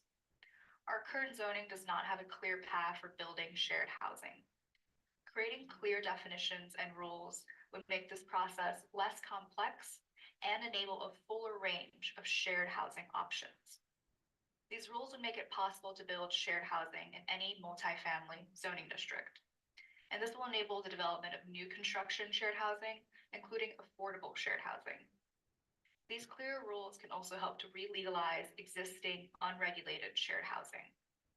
Other cities like Seattle and San Diego have already re-legalized this kind of housing and found that it meets a need in their housing markets. New York City can learn from these examples, as well as the city's own history, to see the importance of re-legalizing small and shared options. Next slide, please. In the early 20th century, countless young New Yorkers lived in buildings like the Barbizon, where they could rent reasonably priced rooms or small apartments. The 1961 zoning resolution made new developments like this illegal. Today, a young New Yorker looking for their first job and their first apartment would be hard-pressed to find a simple small home in a central location that they could rent on their own. Instead, they might have to find roommates in order to afford rent and take up a family-sized unit elsewhere in the city. Re-legalizing small or shared apartments in central locations can bring back a once popular housing type in central locations and create more housing opportunities for New Yorkers at all stages of their lives. Next slide, please. Our next proposal is to make it easier to convert underused non-residential buildings, including vacant offices. Zoning already has rules that make it easier to convert non-residential buildings into housing. But these rules have relatively limited applicability. Buildings generally have to be located in New York's densest commercial centers and be built before 1961 to qualify. Through this proposal, we'll extend those existing rules to more parts of the city and to more buildings. And this will help create urgently needed homes in highly accessible locations, and will also breathe new life into underused buildings. Next slide, please. Extending our existing adaptive reuse regulations involves a few discrete changes to our zoning. First, we'll change the eligible geography from only office centers in Lower Manhattan and limited areas in Queens and Brooklyn to the entire city. And this will allow for the conversion of buildings beyond just large offices, like schools or former religious buildings. Second, we'll allow more recent buildings to have access to our adaptive reuse regulations. Today, a building has to be built prior to 1961 or 1977, depending on what part of the city it's in, to use the more flexible conversion rules. We'll move this cutoff date to a uniform 1990, allowing underused buildings from the 70s and 80s to convert to housing. Finally, our current adaptive reuse regulations only apply when a non-residential building is converting into traditional apartments. But offices floor plates, for example, may work better for other kinds of housing, like shared housing or dormitories. So we'll change our adaptive reuse regulations so that it can be used to convert into any type of housing, including supportive housing, shared housing, or dorms. Next slide, please. We can look to the parts of the city that already have access to our more flexible adaptive reuse regulations to see how New Yorkers can benefit from conversions. At 180 Water Street in the Financial District, a 1971 office building was converted to apartments in 2017. And this brought 580 homes to a central location with fantastic access to transit and opportunities. 180 Water Street was only able to convert because the Financial District has the most flexible conversion rules. Had this vacant office building been located anywhere else in the city, even Midtown Manhattan, it would not have been able to convert. Similarly, if it had been built just 7 years later, it would have been forced to remain an underused commercial space. If we fix these outdated and arbitrary rules, we could apply a consistent zoning framework to the entire city, enabling more homes for New Yorkers in every neighborhood. Next slide, please. So changes that we walk through tonight are just some of the initiatives proposed as part of City of Yes for housing opportunity. Overall, this text amendment aims to create a little more housing everywhere so that each neighborhood does its part to address our housing needs. And a few neighborhoods don't have to feel the intense pressure that they do today. It's not just about more housing though, it's also about more types of housing. Multifamily housing where it's currently not allowed because of exclusionary zoning, units of different sizes to meet different people's needs, and crucially, far more affordable and supportive housing. Next slide, please. So I want to thank everyone tonight so much for joining us for our second of these months. We're going to move to the fourth video. Comments, hope you might return for upcoming. I'm just going to ask, I asked John, Are they claiming the Barbizon is affordable? Is that what they said? 820,000 for a studio. Okay.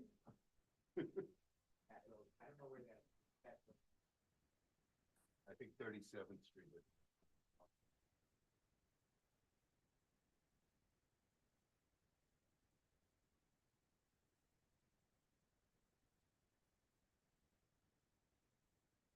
We can still add one.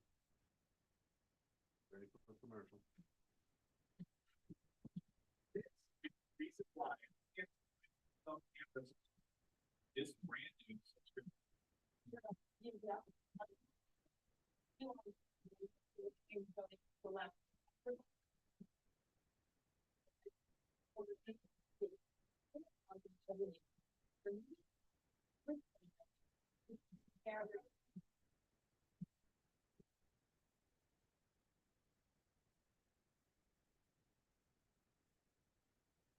Not bad, though. Here we go. Okay. The housing growth.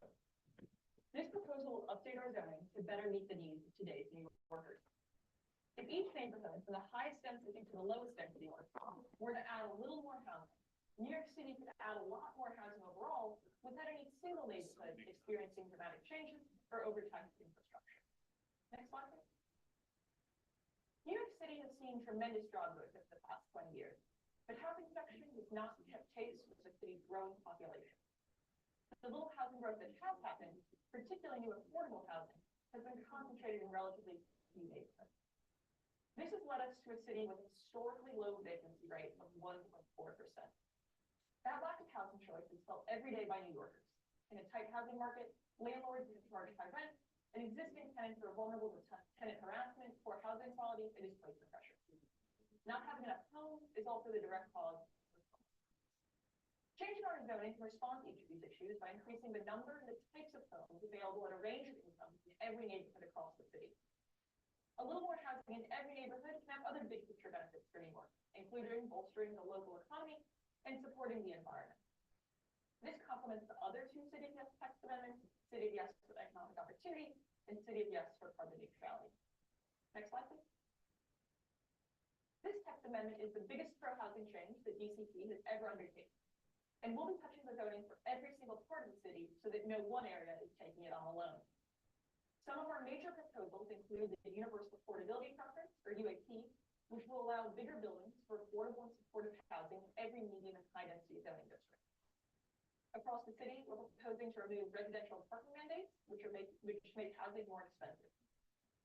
We're also enabling more missing middle housing, or low-rise apartment buildings in our low-density areas. We'll do this through town center zoning and commercial corridors and transit-oriented development in highly accessible areas. These proposals are the ones that we'll focus on tonight. We also aim to help homeowners in low-density neighborhoods by creating an accessory dwelling unit, or ADU program, and providing small buildings with additional flexibility to adapt over time. There's also a range of smaller proposals that will enable a few important housing projects that can help bring New Yorkers the housing they need. These proposals include enabling the conversion of non-residential buildings, allowing for small and shared apartments in central locations, and allowing for residential campuses to add height-limited buildings if they so choose. Next slide, please. So tonight, we'll be talking about two proposals applicable in our low-density areas, or the areas with R1 to R5 zoning districts. These low-density neighborhoods, with their wide variety of one-family, two-family, and low-rise apartments, have long been a staple of New York City. However, since 1961, more and more restrictive zoning rules have been layered onto these districts. The end result is that it is often either explicitly illegal or practically infeasible to build anything other than a single-family home. As these complicated zoning rules have been added to low-density districts, these neighborhoods have almost completely stopped producing new housing. This has exclusionary effects, preventing New Yorkers who don't already own a home in our low-density neighborhoods from living there. The lack of production in low-density areas also puts pressure on the medium and high-density parts of the city to produce more and more housing to meet New Yorkers' urgent demand for housing. But because these rules are relatively recent, with most being added in the 1990s and the early 2000s, the wide array of old buildings in our low-density areas overwhelmingly don't match our narrowly prescriptive zoning. This means that popular and attractive building forms, including low-rise apartments, define our our low-density neighborhoods, what would be illegal to build today. Next slide, please. Simple low-rise apartment buildings like the ones you see on this slide are sometimes referred to as missing middle housing. They're middle housing both because of their physical scale, neither a single-family home nor a skyscraper, and because they tend to serve middle-income residents. It's relatively affordable to build a building at this scale and therefore more affordable to potential tenants or home buyers. For decades, buildings like these provided important housing options for working New Yorkers in the low-density districts. But increasingly restrictive zoning has banned these buildings, which is why they're called missing. Any of the buildings pictured here would be impossible to build today. Next slide, please. Relegalizing missing middle housing advances fair housing while also being attentive to the built character of New York City's low-density areas. Modest apartment buildings can address the exclusionary zoning that currently prevents multifamily low-cost homes in much of the city. Providing more housing choices in the low-density areas can help a range of New Yorkers. This includes young New Yorkers who may have grown up in low-density areas and want to get their first place close to home, or working families who want to settle down in our low-density neighborhoods but currently can't afford to. These buildings are more affordable to build than taller apartment buildings or single-family homes, so their market rate prices end up being more reasonable for middle-class New Yorkers. We also expect that some missing middle housing may take advantage of existing affordability programs or tax incentives, resulting in more income-restricted affordable homes in areas that currently produce close to none.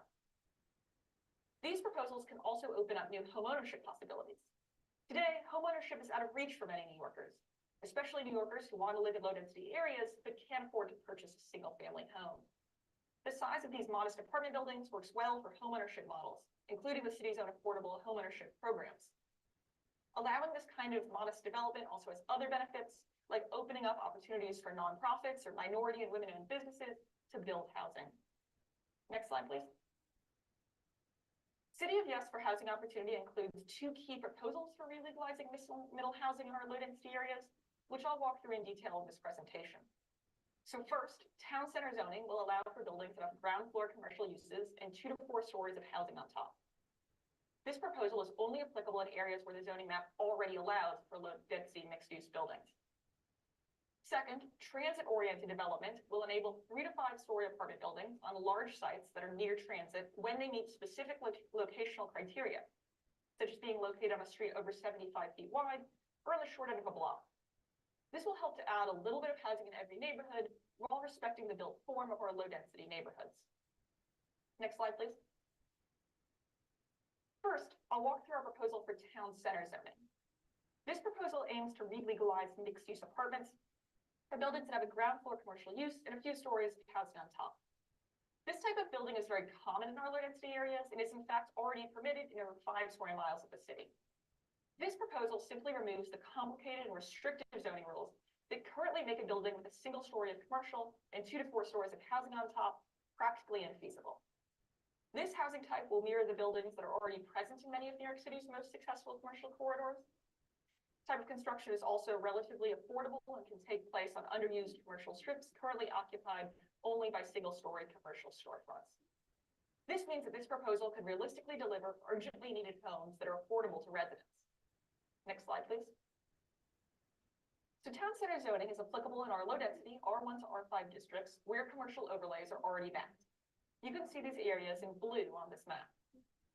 These are the parts of the city where the zoning already allows a mixed-use apartment, and no new uses will be allowed as part of this proposal.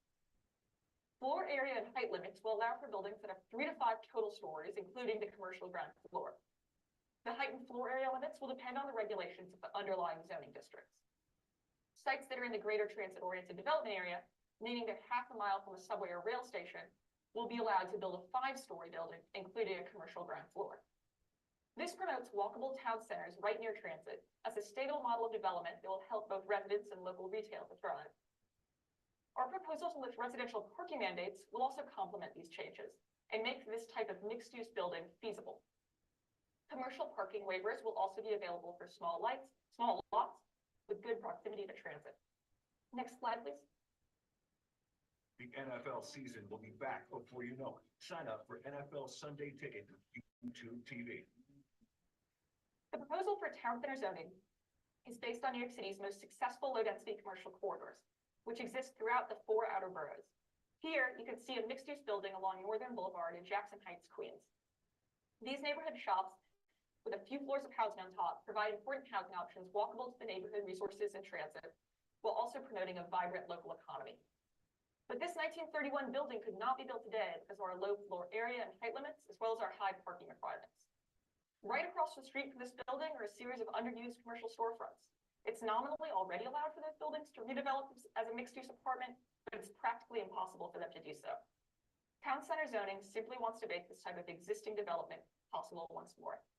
Next slide, please. In the next section of this presentation, I'll walk through our second proposal for missing middle housing, transit-oriented development. Transit-oriented development will allow for low-rise buildings on sites that are near transit and meet specific criteria. These criteria include having a lot size over 5,000 square feet and a location on the short end of the block or a wide street, which zoning defines as over 75 feet in width. These modest apartment buildings can offer more housing options in the low-density areas that are attainable for working New Yorkers. Today's restrictive and exclusionary zoning often only allows for one of the least affordable housing types there is, a single-family home. Our transit-oriented rules can promote a type of housing that's affordable to build and therefore more naturally affordable to future residents, while mirroring existing development. This proposal also promotes sustainable development by adding housing in areas that have good transit access, helping New York City to reduce our carbon emissions. Next slide, please. Low-rise apartment buildings, like the ones enabled by our transit-oriented development proposal, are already very common in the low-density neighborhoods that have good access to transit. Before current restrictive zoning was put into place, it was very common to build a small apartment building on a corner and then have one or two family homes lining in the mid-block. It's an organic style of development that just makes sense and provides a range of housing options for New Yorkers' different needs. But since the 1960s, we've layered on zoning rule after zoning rule that make this type of building illegal. We just want to peel back that restrictive and exclusionary zoning to allow for this kind of common sense development. Low-rise apartment buildings that mirror these existing precedents. Next slide, please. Our transit-oriented development proposal takes a tailored approach, allowing these modest apartment buildings only in select locations. To qualify for the transit-oriented development regulations, sites must meet a few different criteria. So first, they must be located within half a mile of a subway or rail station. This geography will be called the Greater Transit-Oriented Development Area and is shown on this map in the gray outline. In purple, you see the low-density zoning districts that fall into that Greater Transit-Oriented Development Area. If a site is in that area, it must also be over 5,000 square feet and located on either the short end of the block or on a wide street. If a site meets all of those criteria, it will then have as-of-right access to transit-oriented development regulations in the zoning. These rules will afford the site enough additional height and FAR to build a modest apartment building. This height and FAR scales with the rules of the underlying zoning district, helping these buildings to fit in with their surrounding context. Anything above the third floor will also be required to be set back from the street. Next slide, please. So here we see an example of a low-rise apartment building developed under the proposed transit-oriented development rules. This block is a two-family district, meaning today only one or two family homes could be built. But under this current proposal, this site would qualify for transit-oriented development rules because it is 1, over 5,000 square feet, 2, within the Greater Transit-Oriented Development Area, meaning it's half a mile from a subway or rail station, and 3, it's located on a wide street or on the short end of the block. This allows for a 4-story apartment building, 18 apartments, providing urgently needed housing opportunities in a residential neighborhood that has great access to transit. Next slide, please. The changes I've walked through tonight are just some of the initiatives proposed as part of City of Yes for housing opportunity. Overall, this text amendment aims to create a little more housing everywhere so that each neighborhood does its part to address our housing needs, and a few neighborhoods don't feel the intense pressure that they do today. It's not just about adding more housing, though, it's also about more types of housing. Multifamily housing, where it's currently not allowed because of exclusionary zoning, units of different sizes to meet different people's needs, and crucially, far more affordable and supportive housing. Next slide, please. So thanks so much for joining us here for a third of these monthly intro sessions. We look forward to your questions and comments tonight and hope you might return.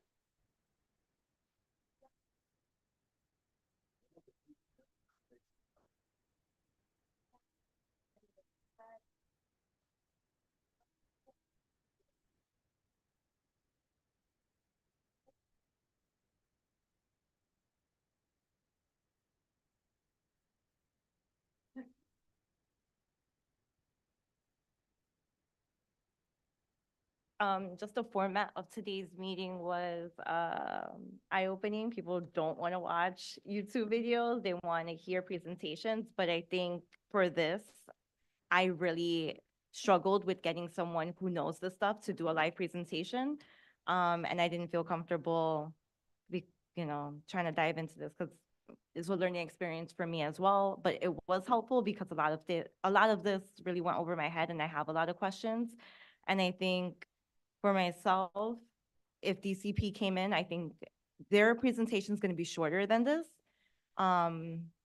And yeah, I mean, and I still have a lot of questions. Like, I'm not sure if for the transit-oriented developments, if that's only going to be proposed in low-density neighborhoods, or if that will also be in high density, like on Fourth Avenue, and then if it's, half a mile away from every subway, like we have, like that would really impact this neighborhood. So but I'm not entirely sure if, and do you all have any questions? Sorry. You put everything away? Yeah, Jeremy's ready to go. Not everything. They're still recording it, still so, recording, yeah. And I believe we still have somebody. Oh, we do? Yes. Oh, nice. I guess my question is about how is there going to be some kind of, who has to approve this? Right, so So this is their proposal. And then is it city council that has to approve this proposal? it'll go through all of the community boards, then it'll go through to the borough presidents, but it's at the city level. So this is every community board in New York City voting on this, and then it's every borough president. And then ultimately it'll go over the city council. Okay. Right, it's a zoning text amendment change. Right, it's a text amendment. It's not a zoning change. They're redefining the text. Correct, but it's not changing specific zones. Okay, so sorry. What you see here is R6A will remain R6A, but they'll change the definition of it. Ultimate arbiter of it. And the mayor. It's the mayor's proposal. Yes. City council votes on it, and then the mayor. Signs it. Okay, so we'll go from city council to the borough presidents to then mayor. City council is last, so it starts with the community boards, then the borough president, then city planning, then city council. Okay, okay. So, all right, I think that was my initial question. I mean, I think that having like a competing voice, would be great. So. Another perspective, yeah. Yeah, I mean, I agree with you that I mean, I'm so happy that you did this, like just to have this information session. I mean, I'm going to try to find the YouTube videos myself, but I think it's a lot to take in. The devil is in the details. Like, I think some of those slides said something about how some of these districts may not have the legal, I had a question about whether our district has a, oh gosh, there was one slide that said something about the universal affordability preference. I'm not sure if our district has that preference already. Well, that would be included with this proposal. So that's how I understood it. So I don't believe that exists right now. yeah, this is something that they're proposing with the city of Yes for Housing Opportunity. So Okay. and that would be for senior housing, supportive housing, and affordable housing. Okay. Yeah, and I think also like the legal components, like it seems like there's some legislative requirements, like state laws might need to be changed. I saw in a couple of the slides, there was some. Like the footnotes? Yeah. So those are kind of some of my questions about, how likely is this going to get passed? And, you said.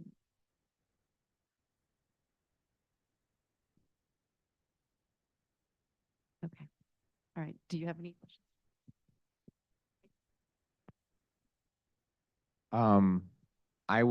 These are all suggestions. So as we said before, trying to make it applicable to CB7 and trying to learn as much as we can about how this would affect CB7, I think is really important. I think that reaching out to community organizations and groups. Let me ask you, so the time frame for this board to vote on this, what is the time frame? We have 60 days, which means we're coming up right on the summer. So we will have to vote at our June board meeting, which is pushed up a week because of a national holiday. So it will be June 12th.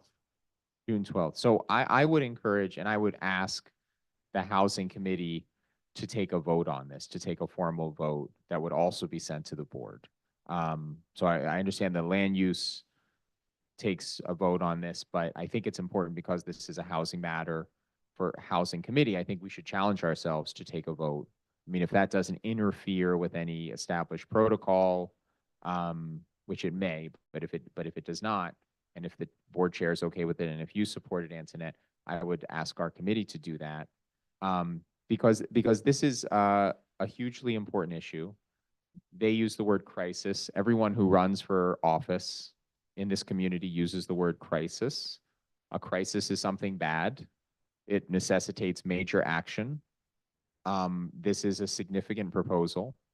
And so the other thing I wanted to say, so I think our committee should have a position on it. We should try to be specific on what we like and what our concerns are. I would love to hear from elected officials before June, if possible, if they have initial thoughts or initial analysis of what has been put forward, even though that would be, Alexa would not weigh in until later. But I would like to know, does her office have initial thoughts? Does the person have initial thoughts because she's been involved in housing for so long? And my last comment, Elise, you talked about competing opinions, or so inviting possible competing opinions to speak, or at least to provide information if that's possible. And I just wanted to suggest also community outreach. So this is the last point I'll make. I went to the Fifth Avenue Committee's Brownfields Opportunity Area. I think I'm misstating it. Brownfields Opportunity BOA presentation. This was 2 weeks ago. They presented 3 possible sites to illustrate what could be built with a BOA designation. So they were emphasizing we don't have control of these sites. This is not an actual proposal. This is a demonstration of what could happen. And there was an organization, the 37th Street Block Association was there, very vehemently opposing the proposal for a building at 38th and 5th on an MTA site, providing a variety of reasons why they were against it, why it would interfere with the block, interfere with the community. Some people additionally said that basically suggested that Fifth Avenue Committee had deliberately withheld their proposal from the 37th Street Block Association because they're proposing an adjacent building, and they said, we've never heard about this whole process. We never heard about the BOA. This was the first time we even knew this was being discussed. Fifth Avenue Committee disputed that and said, we've done a lot of outreach. We've tried to be inclusive, and it was a very contentious meeting. So this is all to say, I would love for us to try to reach out to as many organizations as possible, including block associations, nonprofits, community members, anyone we can, to say this is a critical issue. It is being discussed by the Housing Committee. It is being voted on by the board. It would apply to our entire city. It would apply to all neighborhoods. And so we would love to have your input. And obviously that requires people to help doing that. So I would like to try to help. But the more input, I think the better for everyone involved. Yeah, so I'm just gonna kick that back out to you all. So I didn't realize that we were gonna be voting on this in June. At least for me, I feel this information is like very dense. I'm still trying to wrap my head around it. I thought watching it 4 times it would stick. A lot of people, they didn't like the format of this meeting at all. And I'm just wondering what would be the best way for us to get the information out there that people will get the gist of it, and be willing to come in, because, I mean, even if people come in on the meeting when is it, May 6th, that's gonna be in English, we're not gonna have translation. I mean, it's always these competing factors, but, I don't know if we could brainstorm really quickly to think about, um, ways that we could get this information out there. Maybe, I'm sorry. We could certainly ask for it in different languages. can the meeting be in a different, not be here? Can it be can the meeting for when DCP is presenting, can it be in a larger space? So we would have to find that larger space, we'd have to rent it, and we'd have to hire somebody to be able to do the webcast. We're close to the end of the fiscal year. I Mhm. wouldn't be able to do all of that at this point.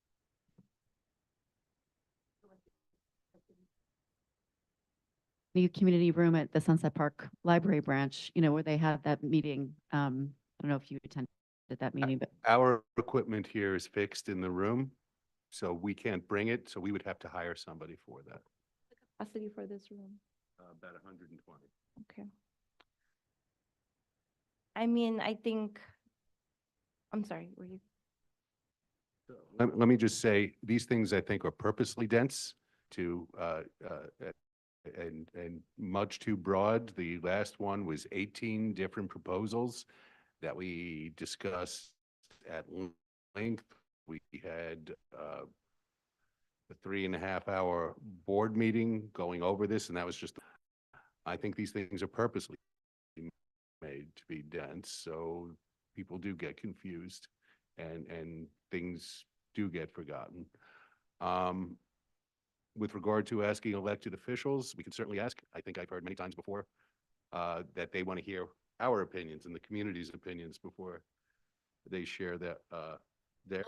I'm sorry to interrupt, but I wonder if DCB has any kind of written information So that we will, could we hand will out as ask like a for flyers or something. translation from city planning. We have asked other agencies in the past if they could provide translation at our meetings. I think we had one where translation was actually provided by the agency. They usually don't do that, but it doesn't hurt us to ask. At least for the meeting on May 6th, can we reach out to a and see if we can have translation for that meeting? Would that conflict with the budget? Like, So I think it depends how long that meeting is, because it's $300 an hour for translation. So really, if it's 3 hours, I could probably do it. If it's longer than that, I probably can't. Like having some kind of, one-page flyer in English, Spanish, Chinese, that describes like a summary of each of these, that might be helpful to have. I'm guessing that's going to be available in some form because the city's various websites have to be available in 20 languages. So if they are providing that on their website, it should be translatable. But I'll reach out directly to city planning to see. yeah, this is a question that I asked our liaison, and that function is only available on the website, not within these presentations themselves. Because we checked, they would have to create the presentation in those languages. And he was gonna get back to me, but I'll make sure to follow up. If it is not available in various languages, I think we could use that as something that we have a concern with in our eventual vote. We could put that as part of the motion. That we haven't been able to reach everybody in the community, that this hasn't been provided in the languages that are spoken here. Yeah, and I just wanted to kind of endorse John's perspective about it, reaching out to the broader, as many people, many groups as possible, so that they can be informed about this, so I agree with you about that.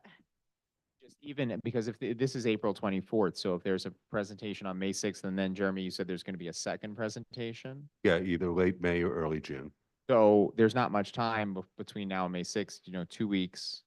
I mean, perhaps we could even with the materials that are available currently, we could do a round of calls, we could do a round of emails to nonprofit groups and to community organizations, and to, if is contact information available for block associations, we could do that.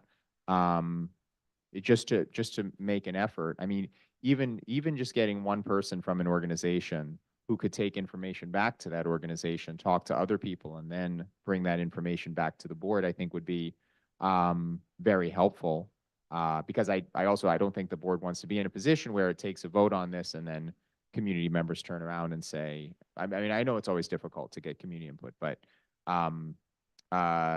you know, we want to make the effort. We want to make sure that we make the effort. And I do think a lot of people would actually have a lot to say. For example, the 37th Street Block Association, they brought up parking. That was a major issue. They brought up density, how many people you're bringing onto the block. They brought up the historical nature of the block. Somebody talked about contextual development, whether you're building buildings that fit with the area or are out of place. So Fifth Avenue Committee in this particular instance had proposed a 10-story building, or they had brought up the idea of a 10-story building, and people were saying this is out of character with our block. So I think a lot of what they are saying would be highly relevant to people, and people would have strong opinions about that. Let me also say, and I think this also came from the folks on 37th Street, this is not an infrastructure plan. The infrastructure in this community is already old. We have brownouts all the time, particularly the summer. We have flooding. We have lots of pipes break. So without we have overcrowded schools. Without an infrastructure plan, I don't see how we could take on thousands, perhaps, new residents. For the meeting on May 6th, is there a plan to invite other agencies to address those infrastructure? There's nothing about infrastructure in City of Yes, in this portion of City Yes. Right, but so for transparency, the 37th Street Block Association, they did reach out and they did send a list of concerns that they had about City of Yes. And part of that was a bunch of like infrastructure concerns. And they had requested that the board invite different agencies to hear their comments about City of Yes and if they would be able to support it. But we're not inviting any agencies because this isn't an infrastructure plan. They're all mayoral agencies. They have to support the mayor's plan. I mean, we could talk to them about infrastructure, certainly, but to ask them if they support it, they're going to support it. But this community does need an infrastructure plan. Are there other block associations that are in touch with the board? There are relatively few block associations. We have a good list of community-based organizations, but there are relatively few block associations. But 37th Street proactively reached out to the board? Yes, they organized around that issue.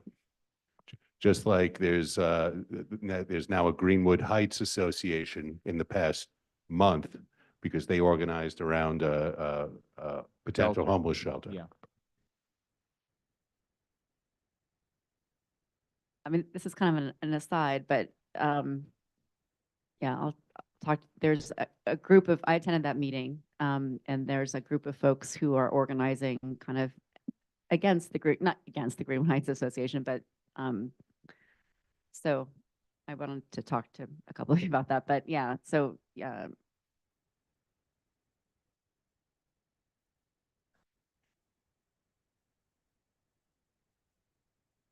Yeah, I mean, I think Whitney Hugh is kind of like it seems to be like the leader. It's like on WhatsApp. I haven't really been following, but folks that were in the room that were kind of against the idea of bringing more. Yeah, I mean, I could say, so May 6th is a. So May 6th is a presentation with the Department of City Planning, and Okay. they'll be basically running through this over again. And then any questions that we have, they'll be able to answer. But I think we just want to make sure we're getting as many people in the room as possible. So if we can do an email blast, but that's not going to guarantee that folks are here. If you know folks that you can contact personally, a lot of times like that personal touch will help get people in the room. Jeremy, do we have a comprehensive list of all of the community-based organization. Yes. With contact. Yes. We could tailor, Elise, I just would want to confuse those people into thinking that meeting was about the shelter. Right, right. Yeah, no, yes, I'm not sure if they would be, you know, interested, but I can definitely put on the WhatsApp, you know, that the meeting's happening. I believe there was actually somebody in this room tonight who came here because of the shelter.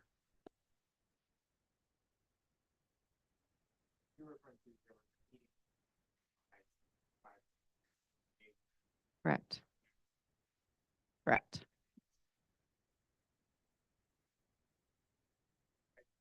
Correct. I can tell you that, I mean, I feel like badly, like I don't want to cross boundaries because I haven't really attended any of the no, meetings no, yet. that's fine. I think for But this, there's like a name that for the group. Um, I think it's, yeah, South Slopes, since, I don't know. So there's a group, kind of, okay. yeah. Um,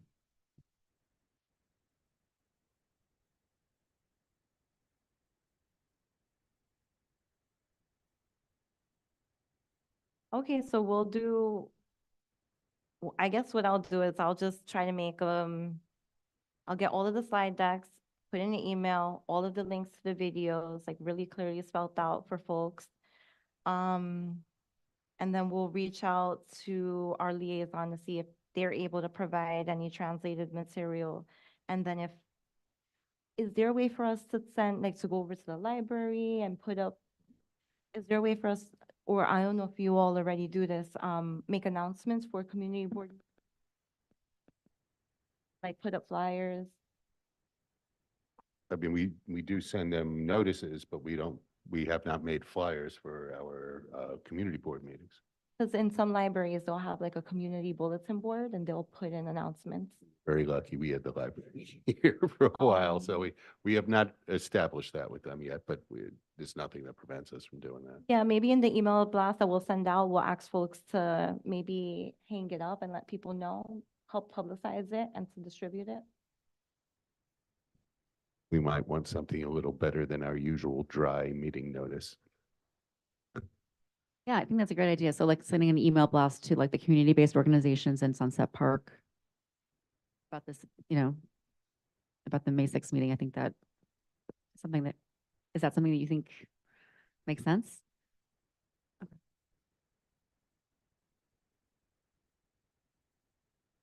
I could make a flyer, that's easy. And then maybe we could meet and then maybe do like some outreach. Like, yeah, that might be a good idea. Would you all be down to support that? Okay. So.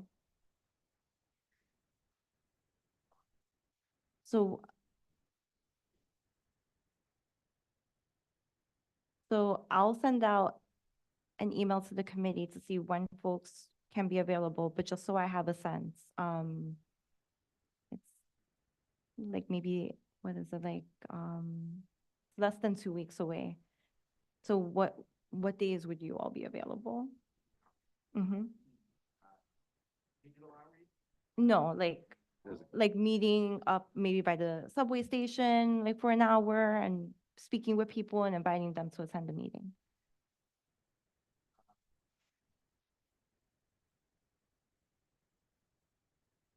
Okay.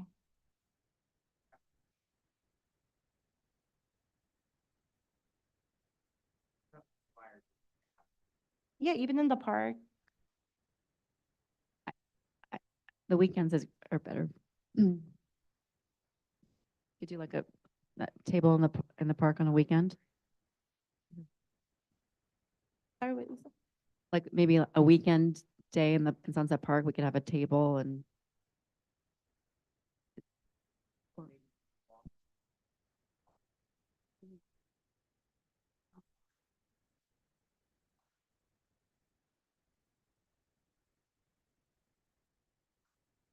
Yeah.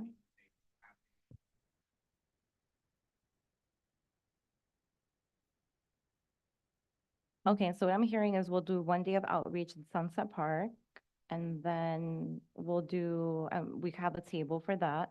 And then we could do another day of outreach by the subway. And then slash doing like outreach to organizations. Jeremy's gonna be sending out we have the contact information for those orgs, but we could see, but I think, so those are, That info is publicly available. So we'd be happy to have Okay. each of you there. okay. Um, If you want to do something. all right, so we could table a day on the weekend and then maybe a day during the week. We'll do like more personal outreach.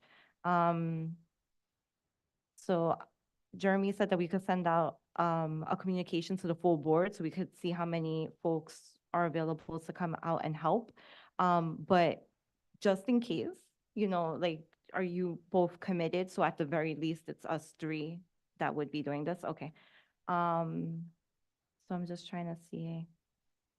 I mean, I think like Jeremy Kaplan probably would be, or I can't speak, but Damien, I think was, doing finals right now, maybe more people. I mean, he was really Yeah. into No, campus. I don't, I know. We'll probably get more folks, but I just wanted to create a baseline. And I don't want to speak for people who aren't here. So for this weekend, I'm not able to commit to tabling in the park, but for next weekend I can. But if you're interested in doing that this weekend, I can make sure to have the flyer done. But we could talk more about that. But I think the outreach would be good for this meeting. The only thing honestly is like, we're not gonna have translation for that meeting, so it's gonna be, that's disappointing, but. Well, let's put it on the agency. People ask us for translation all the time, and I would love to provide it. But we're a $250,000 agency compared to multi-million and billion-dollar agencies. Yeah. So, they should be providing translation for us. They're coming to a community that needs translation. It's true. Yes, the meeting's May 6th, right? Monday, May May 6th, yeah, 6:30. So we could, maybe the Sunset Park tabling could be on like Saturday. People pay attention to the very last minute, like we Yeah. could just do some time during the day on Saturday, May 4th. What do you guys think about that? Okay.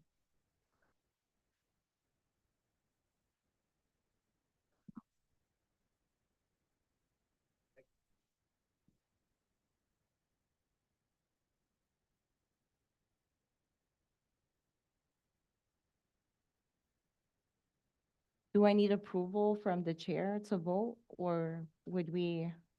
So it might be a little confusing because let's say your committee votes one way and land use votes another way, and land use is the one making the presentation.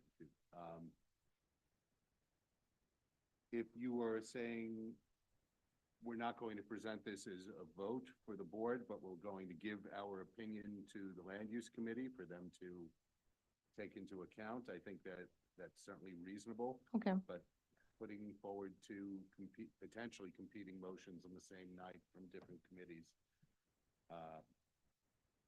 might be a zoo. Okay, so we can give a recommendation, but to avoid confusion, just not call it a vote. A recommendation.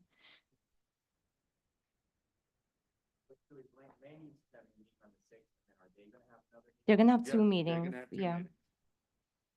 No. Late May, early June.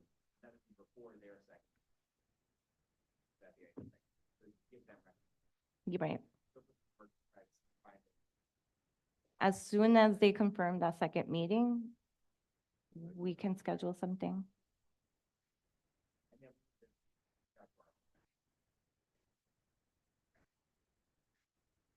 Yeah. Yep. Okay. Anything else? All right, well, thank you.